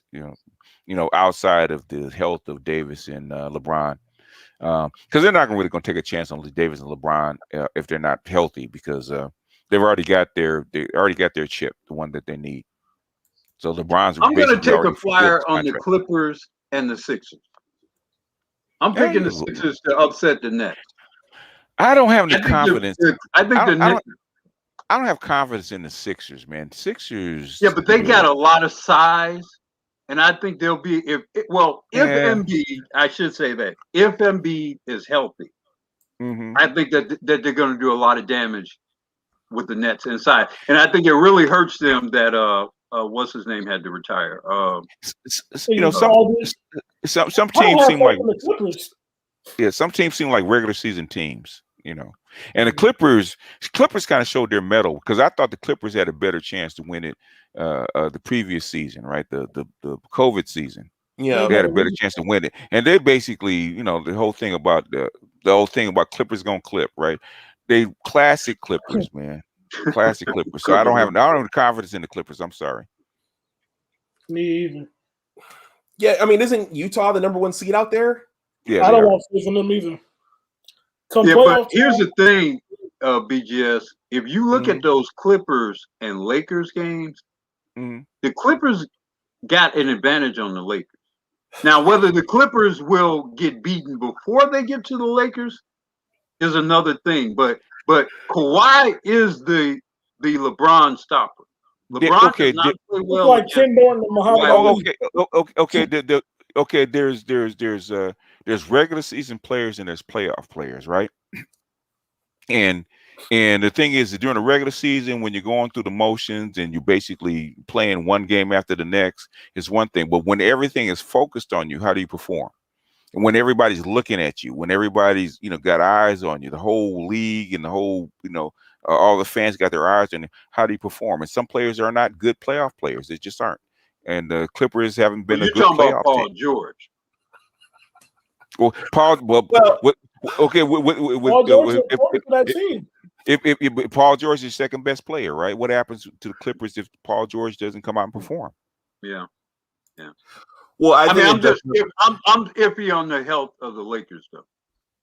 Especially the thing, all things being equal, the thing is, I don't have a lot of confidence in the Lakers this year because I don't, if they hadn't won a championship, these players would be playing already, right? Because they need to have a championship. Since they won one, it's iffy about this year. If they're healthy, they might not go hard. If they don't, they might not go as hard. Yeah, this is just me with the Lakers. I said that, I said that earlier. I said I don't think, they're going to really take a chance on, especially Anthony Davis, because they have a lot of cachet, not only just a league cachet as far as respect from the other teams, but also players to get Anthony Davis. They're not going to take a chance on him because he's young. He's going to be there for the next 5 to 10 years. They're not going to take a chance on him. LeBron is maybe LeBron got maybe one more year after this before he actually got one more year. What his contract was, 4 years or 5 years? I thought he extended it. Did he? A year or two. He extended till when his son leaves high school. That's when his contract expires. And he might have an option before that. And which son? You talking about Bronny? No, the eldest. The eldest, right? Yeah, Bronny's the eldest. So, LeBron is iffy. LeBron, with his age, if his health holds up, he'll stay. But the thing is, they're not going to take a chance on Anthony Davis. They gave up too much to get him. They didn't give up anything to get LeBron. LeBron basically was a free agent. They came in. He changed some pieces around. But the thing is, they gave up a lot to get Anthony Davis. And they're not going to risk his health on one season. Especially if you're already playing with house money. Well, I think Jamal Murray going down for Denver, I think that's huge. Yeah. I think that's a key loss for them. Yeah. He's their go-to scorer. Well, outside of Jokic, but he's their go-to scorer. So that's tough. I mean, you really left with what, Phoenix and Utah? I don't really. I mean, it's almost sounds like it's gonna be the Clippers by default. It would be nice to see. Really, LA would embrace the Clippers winning one. They really would. I'm serious. Why you make it sound like charity? It is. Basically, it is. Get tired of hearing it, man. Basically, and that's the whole thing. Well, the Clippers are better than Lakers. I said, okay, get to the finals first, okay? Yeah. Or at least the conference finals. Get to the conference finals first, okay? Yeah. And the people are kind of disappointed the way the Clippers went out last season. Oh, that was scary. That was just like, okay, it's like, come on, y'all, at least get there. Yeah, that was a bizarre. I don't think I've ever seen a team collapse quite like. I mean, even it's one thing to lose. You be up 3 and lose in 7, because that has happened before in basketball and in other sports. But that last game in particular, that was like somebody an evil magic spell. Yeah. I've never seen a team collapse quite like that. But they were it was one thing if you're up to a good team and it happens, right? But they were an inferior team. Yeah. Compared to the Clippers. Well, what was also weird about that was that in each of those games, they were up big in the first half. Yeah. And they found a way to lose the lead in each of those games. That's the problem with the Clippers in their culture. They find a way to lose games. Yeah. They've had good teams. It's just like, what's wrong with you? During the Chris Paul era, there's no reason that they shouldn't have won more games. They at least got to the conference finals. against inferior teams. But that's the Clippers culture. They find a way to lose. So do I have confidence in them getting to the finals? No. But do I hope that they will? Yes. We can get the monkey off their back. I'm tired of hearing it. Shut up and win one. Okay. So sounds like a question mark in the Western Conference. And well, yeah. But, so who are you picking, BGS? In light of everything you said.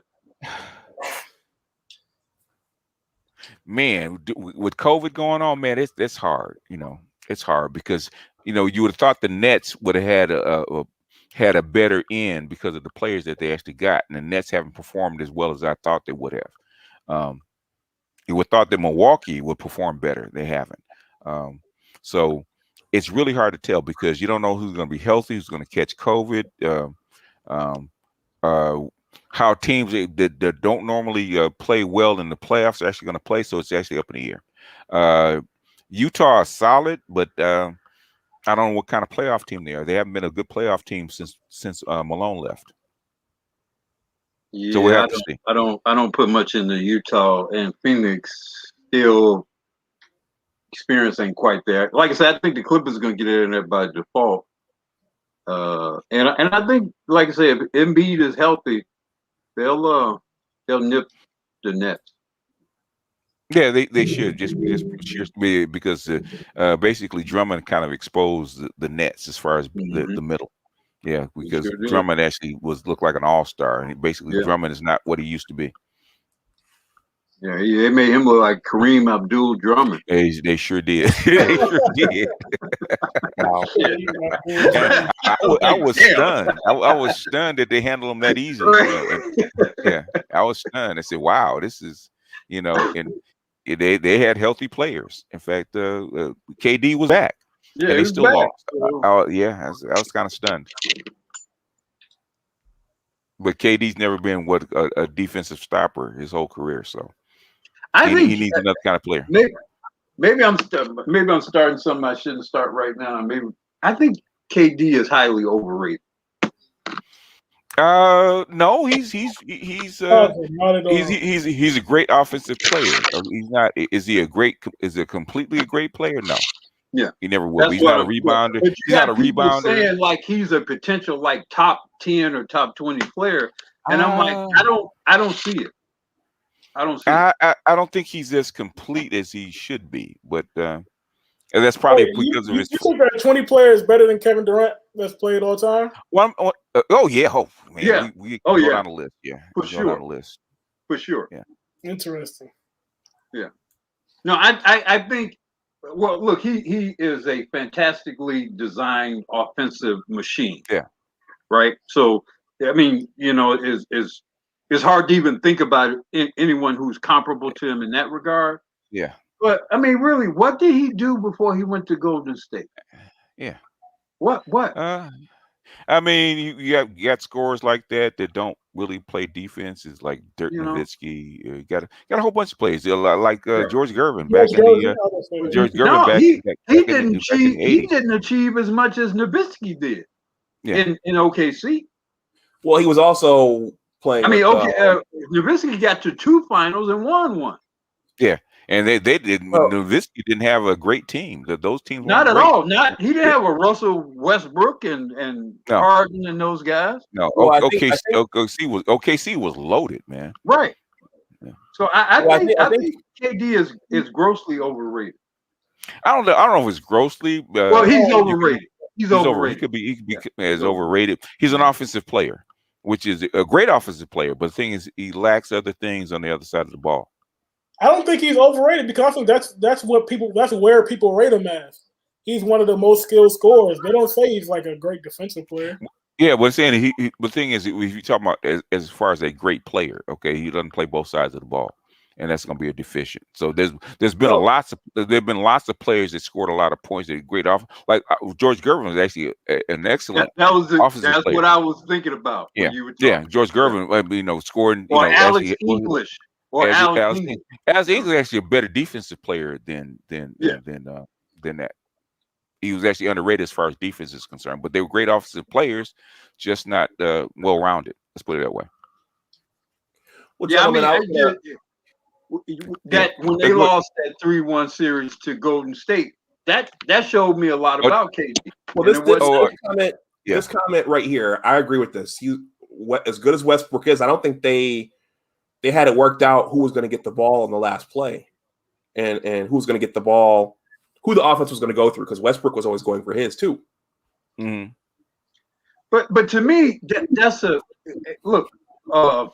KD was the best player on that team, and he was definitely the best offensive player on that team. Yeah, that's an argument that never should have been. Yeah, never should have been had. Come up. Yeah. Coach would sit you down if basically, or the GM or the fucking owner sits you down and say, this guy's the best offensive player in the game. We're gonna run the team through him. And basically they would have traded Westbrook if he couldn't get they along. Would have. Yeah, they would have. But I think KD's lack of stones created that problem. I think had he been more masculine, since we like to talk about that in this environment, I think had he been more masculine, he would have compelled Westbrook to comply. And I think that KD suffering from the same thing that AI suffers from, right? Okay, it's not what goes on the court; it's what goes on off the court with them. Yeah. Because AI had issues off the court, a lot of issues off the court that were never talked about. KD's got a lot of issues off the court that they don't talk about. Like what? The same issue that NBA players had back in the late 70s that was going around. He's got that issue. If you understand what I'm saying. Okay. That's the word from the gym rats. Oh wow. Saying. Yeah. Oh wow. Yeah, same thing with Steph Curry and Aisha Curry. What the gym rats are saying. Stuff that will never make it into press that they don't talk about, and which is the reason that what's his name for the Warriors that had an issue with him because he wasn't in the game, because he does have these issues off the court. In fact, what's his name that played the defensive player for Golden State? What's his name? Draymond. Yeah, Draymond Green. That's like Draymond Green has an issue with KD because KD has sometimes, well, a lot of times, his off the court stuff takes precedence over what he does on the court. Interesting. Well, I mean, even that crazy business with him and that Rappaport dude. You know, I mean, it's like, dude, why are you doing that? Yeah, there's issues. There's issues that the off the court issues that they're keeping squashed because of press. So a lot of that stuff gets squashed. Like even the Lakers in the early 80s, a lot of stuff got squashed about why people got traded, got moved around, and stuff like that. Because they used to keep that stuff squashed. So a lot of stuff that's going on that went on with Golden State, basically they kept it out of the press. Mm-hmm. You mean like why the Lakers traded Norm Nixon? Oh yeah, my uncle. Norm Nixon had one of those problems. Yeah, my uncle. Norm Nixon was one of my favorite players. I'm like, why are they trading Norm Nixon? Yeah. That's the reason. Yeah, that's a real reason. Well, because Magic needed the ball. No. Yeah, that ain't all. They won 2 championships. No. They won 2 championships with Magic and Norm Nixon. Next, Norm Nixon's out of there. Because when my neighbor's sister dated Norm Nixon, and that's the word I got. Yeah, Norm Nixon was like that. Yes. Yeah, my uncle Bodine always goes on about that, how they got Norm Nixon out of there for Byron Scott. So. I mean, I remember they would be beating the Sixers in 80 and 82, and I'm like, I hated Norm Nixon because I was a Sixers fan. I'm like, this damn Norm Nixon. And when they traded him, I was like, they traded Norm Nixon. Oh shit. Yeah. The stuff off the court takes precedence, and basically he stayed with what's her name? He's still with what's her name all this time. So I guess Debbie Allen. Oh well, you go through that phase. But the thing is that they felt that Norm was a bad influence off the court on Magic. And he was. He was. Wow. Yes. Oh yeah. He definitely was. Yeah. They didn't call him Norm Storm and was that Norman for Mr. nothing. Steal Your Girl type. Yeah. Yes. Wow, Yes. I didn't know that. I actually met them one night here at the Mandarin Oriental Hotel because that was the night of the Kennedy Center Awards, and Debbie Allen walked in, and Norm Nixon walked in shortly afterwards. So I got to shake his hand. Very. Actually, they're actually very nice people. If you meet them one on one. Yeah, they seem most of the players, even as assholeish as Kobe can be, actually Kobe is actually a very personable person. Okay. There's a couple. Kareem, like you said, Kareem, no. Byron Scott, no. Okay, they're just not people. So Byron Scott is a jerk. I didn't know that. I didn't know that. Hey, asshole. Wow. He's gotten better as he's gotten older. But even as a coach, basically, Byron Scott, he's gotten better. But the thing is that Byron Scott he did have some, because he did well coaching, but for some reason he never as a player. As a player, he was just he was not really a likable person. Let's put it that way. But it took Magic to actually, because Magic actually bring him along, because Magic was actually his friend before when he was in high school. So Magic was the only person he used to listen to. So, but outside of that, man, Byron Scott was something else. Kareem was like more aloof, but Byron Scott would just look past you, say, "Hey, Byron." He wouldn't even make eye contact with you. That was Byron. Yeah. I think Kareem was stunted by being the giant, and he coming out of New York, and I think he got a lot of attention in ways that he didn't appreciate getting because of his stature, and he just never appeared to get over it. I think that's just his personality. I don't think that's because people have handled it better, like Ali handled it better. Russell handled it better. There's a whole bunch of people that handled it better, and that's just his personality. And he had to kind of like come out of it when he started teaching, and he actually had to have the press involved. So he got nicer, but the thing is, that's still him. And I think Magic kind of helped him a little bit from the standpoint of Magic was so much the opposite of that personality-wise, that it kind of forced Kareem to open up in ways that he probably would not have had he not been associated with Magic. Which is why they had to get rid of Norm. We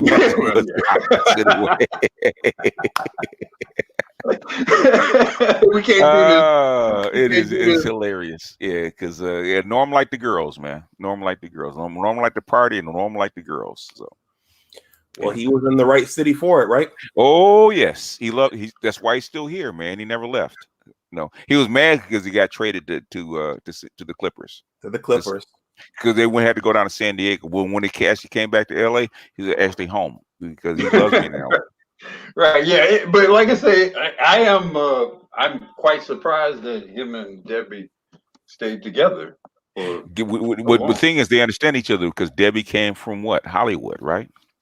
Yeah, that's true. That's true. So they have similar personalities. Okay. Yeah. And Debbie seemed like the type that seemed like a smart businesswoman. She is. So, she's actually, they're actually very grounded people. So very, very personable, very, very gracious people. Her and her sister, very gracious. And, her and her sister definitely have that grace, calming soul type thing about her. Yeah. And Debbie's a little wilder than her sister, though. Yeah, because Debbie was the dancer and the, kind of. And the party girl and stuff like that, which Norm was at the time too. So they match made in heaven. Again, that's the other reason why I'm surprised. Hey, two peas in a pod, man. They're two sides of the same coin. You did your dirt, I did my dirt. Okay, I did mine. Yeah, and sometimes we did, and sometimes we do the dirt together. So exactly, because we are in LA. Yeah, we are in LA, which I think Aisha Curry's having an issue with because she's not built for this kind of life. She's a good Christian girl, and she wasn't built for not being the top focus of their relationship. That's what she wasn't built for. She thought she was going to be the one. Yeah, well. That's what she found out that yeah, she's still top billing, but she's got to share the spotlight, so to speak. Hard to be the wife of a high value man. Oh yeah, you know how it is. Hey, when everybody knows you. They're going to learn that would have to be Mrs. Goodbar. Okay, they got to learn that. Mr. Goodbar has options. right. That he's now exercising. That's what we changed it name from Dr. Goodbar. And your boy Kevin Samuel is getting meaner and meaner with it all the time. Well, he's always been that way, but he's trying to, like I said, Kevin did what I would have done. Okay. If people have actually heard my ladies channel, that's me doing a ladies channel, right? Kevin has been nice. He's been accommodating. A lot of times you see Kevin with ball his fist, he's actually choking back what he wants to say because he doesn't want to be disruptive, right? But he let it loose last night. I said, go ahead, get him, Kevin. Didn't he? Yeah. I think it got kind of. He got tired. He got tired. Or it kind of got, you know. Okay, I'll say this, and I'm gonna let Dr. Dunbar go for the rest of his day, right? Yeah. I'll say this, okay? Being a content creator is different than being a subscriber, right? I mean, you can be on a panel, but being a content creator is different. Okay, that's number one. And Dr. Dunbar can actually, even though Dr. Dunbar doesn't have a big channel, but there's a difference of being a content creator. Okay, just off the rip, right? And be hosting women night after night after night, and knowing that these broads are actually lying their motherfucking ass off, and bullshit with the same lie night after night after you get tired. Hey, be honest. So don't give me this stuff. We knock down all these arguments. Be honest. You start knocking down one argument after the other. Be honest. Tell the truth. That's all you want. In my ladies panel, all I wanted is, no matter what opinion you had, just be honest about it. Tell the truth. I wouldn't accept a lie. A therapist on that line. Yeah, trying to. Therapist on that line. And he beat her down because she knows the truth. Yeah, the truth will always beat you down. But the thing is that he's getting tired of. I think those the OnlyFans, right, actually did it in, right, because he got that you're a diesel, that you're lying, that you're not a good business woman, that you're not smart enough to be a businesswoman, but you're trying to shout me down, and you know better. He just got tired. I think that kind of showed on Friday. I think it'll be different come Monday. He get himself together, compose, and put on a new suit and put his corporate smile on and go back to what he was doing. But I think he just got tired on Friday. He had to let it out. It's just my opinion. Well, it's something else listening. You do get, I guess, because of the frequency of you do get at a certain point a sense of dread about the direction we're going in, because you see one after the other, and it's just. Yeah, the thing is, you already know, and the thing is, and he knows, because we think it's going to hold together, because I think one of my last podcasts on my Black Pill Gnostic, which I'm kind of going ham in, right? Yeah, I said, well, we don't realize it's already over, as because right now it's actually a Gen X argument, right? If you look at the millennials and the Z's, it's not an argument anymore. Okay, not they've at already all. decided.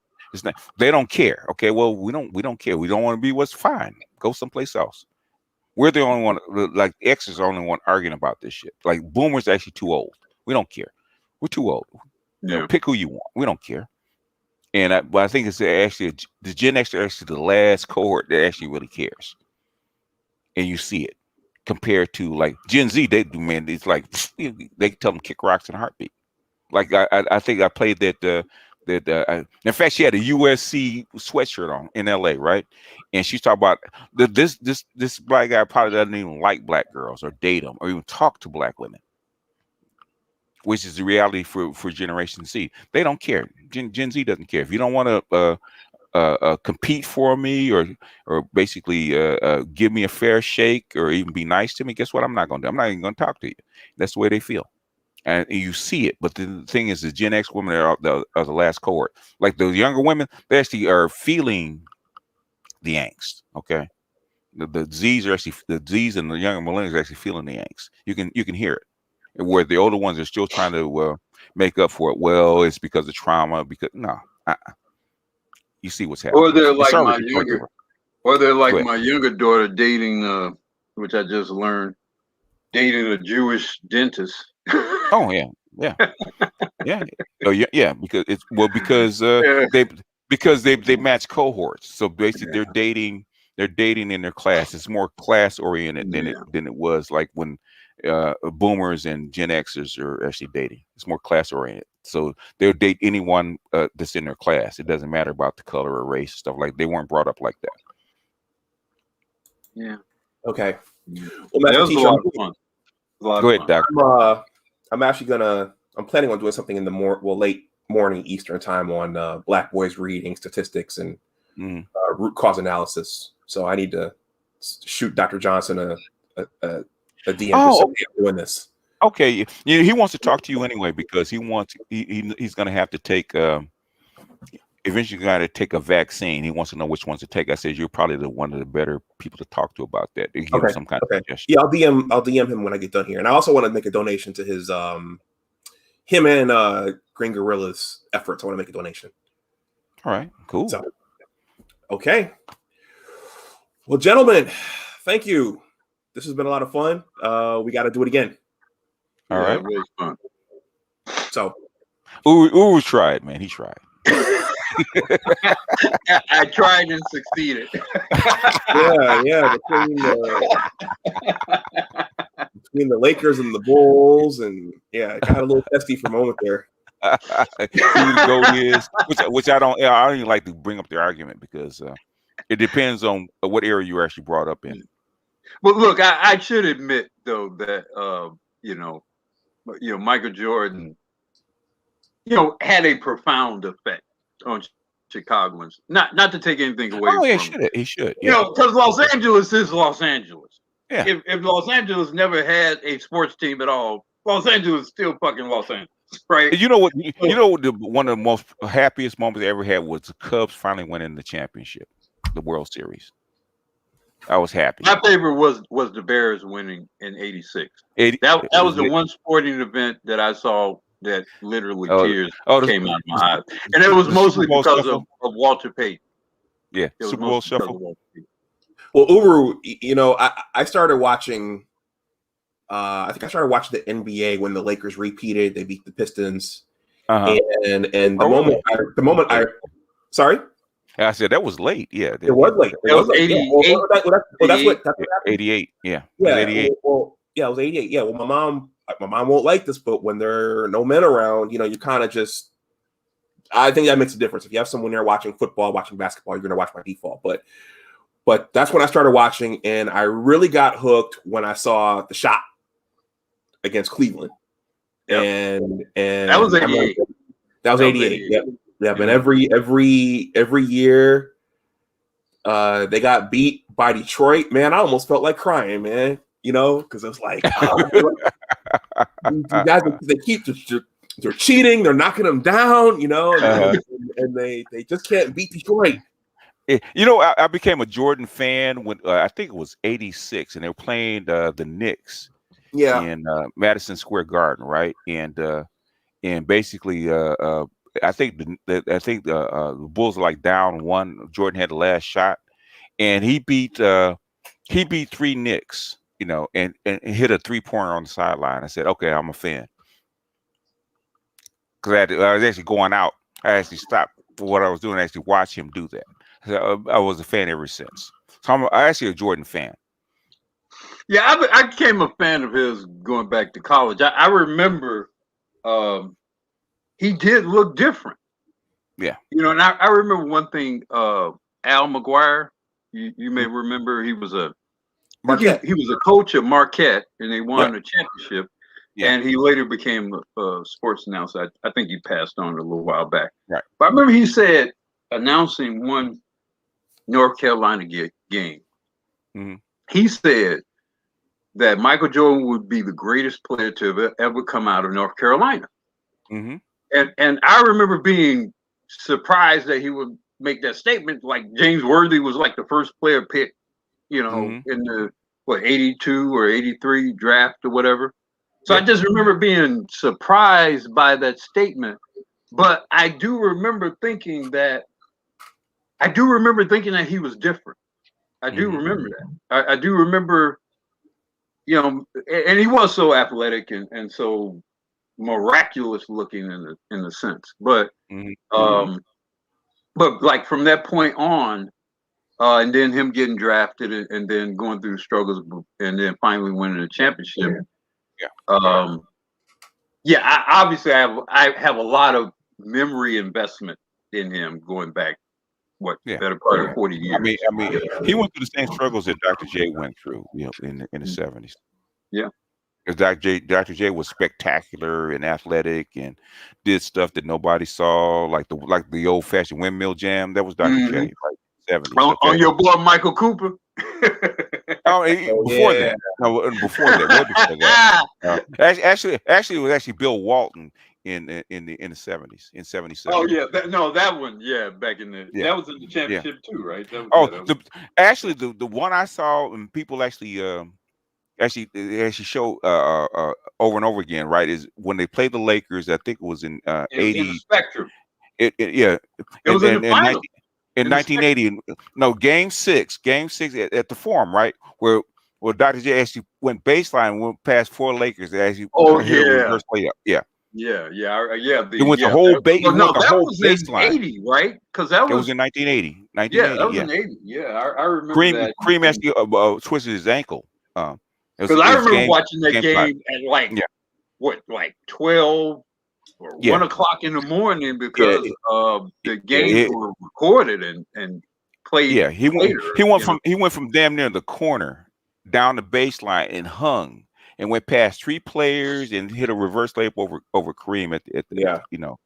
I remember him having to kind of duck his head to avoid, he did avoid hitting his head on the backboard. Backboard, that was a sick play. Spectacular. I actually watched it live. That was different. I mean, like I said, Jordan was spectacular, but it was just something about the way Dr. J moved in particular. It was still a little bit more graceful. It was graceful. Yeah. But the thing is, but Michael Jordan went through the same thing that Jordan went through. Basically, Dr. J was actually made after Wilt made Converse famous. He sure did. Dr. J did the same thing for Converse. He was the Jordan. He was the Jordan of the of 70s and early 80s. Yeah, earlier he was. Sure. Yeah, I'm saying he's similar. And don't they say that his predecessor was Connie Hawkins? In terms of he kind of was that similar style. The prototype. But Connie didn't have as much skill as Dr. J did. Right. Okay. He had the hands, but he didn't have the hops. He had the hands and the long arms. Yeah. What would say? Who reminds me of Connie Hawkins? More like Elgin Baylor was kind of, in terms of like that great athlete. He was sort of an early kind of Skywalker type. Yeah, he was an athlete, but he's also Elgin actually more skilled than people give him credit for. Elgin created the Euro step. Yeah. Oh, is that right? Yeah, he was doing that years ago. They didn't call it that. A lot of stuff they rename stuff that they do. Now they just rename it. People have been doing it for years. Okay. Well, gentlemen, Darnell, do you have anything else you want to say, or do you want to have a partner shot? Not really. All right. Well, in that case, I'm going to wind things down here. All right, everybody got a candygram you got to get to. Right. I'm planning on got one of them high value. He got to. He exercising one of his options. Not a stock. Man, that Kevin Samuels, man. Options, man. That's some player talk right there. Yeah, there was some player talk, and he's a tough coach. So he's not. Kevin is not. He's a very tough coach. He knows his business, but he's a tough coach. Yep. Well, he seems to be fair. because he gives it even to pretty much everybody. White, black, male, female, gay, straight. He deals it straight down the line. I got to give that much to him. Yeah, you think that you're getting Dr. Phil, right? And you're getting the wrong Dr. Phil. You're getting Phil Jackson instead of Dr. Phil, right? Lombardi. Yeah, you might be. Might be a Lombardi. Well, Kevin's pretty tough. So, but he knows his stuff. Yep. Yeah, and the women are making it easy. The women are making it look easy. Well, you know what? Okay, and I'll say this, and we'll let Dr. Dunbar go. Basically, you got to remember this kind of information that Kevin's used has been congealed and tested over 10 years, right? And women have no clue about where it's from or being in the conversation, right? So they're getting hit with it, with all this expertise all at once. They have no answers for it because all this stuff is already vetted over that decade and been argued and debated all possible angles. And crowdsourced and stuff like that. So basically, this is this information is like rock solid and bulletproof, and women don't know what to do with it, especially Black women. And all they can do is like babble, during the stream, like and it is what it is. So they're getting hit. Well, I'm glad it's out, which is probably why they tried to keep it from getting out. But Kevin actually broke through. So now they're getting now they can't stop it, which is good. Which is a good thing. Maybe it'll change something in time. Maybe the Black women get their wake up call and change. I doubt it, but maybe. Well, we can only hope. You know what, BGS? They ain't gonna change, man. I said we can only hope, man. You got to keep hope alive, man. Like Pandora's box, when everything went out, they had to put hope and keep it in the box. And keep I mean, like your two girls said, they gonna go down with the ship. Yeah, well, you know what? Play taps in the dog sound, huh? Right. So. Really like in the Cracker Jacks box, right? The sailor with the dog. I would be damned if you are proven right, Black man. That's it, right there. Yeah. I will be damned. I will be dead before you are proven right, Black man. All right, Doc. We're gonna sign off. Bunch. Yep. All right, gentlemen. Thank you again. All right. Good talking. It was a lot of fun, man. Thanks for having me on. All right. If you're watching on the playback, please like the stream. Also, please subscribe. As of now, I am 25 subscribers away from 1,000, and a whole lot of perks come with having 1,000. Not just the super chats, but also having a community tab and other things as well. So everyone, enjoy the rest of your Saturday. Be safe out there. Look out for more of these. And as always, remember that your attitude determines your altitude.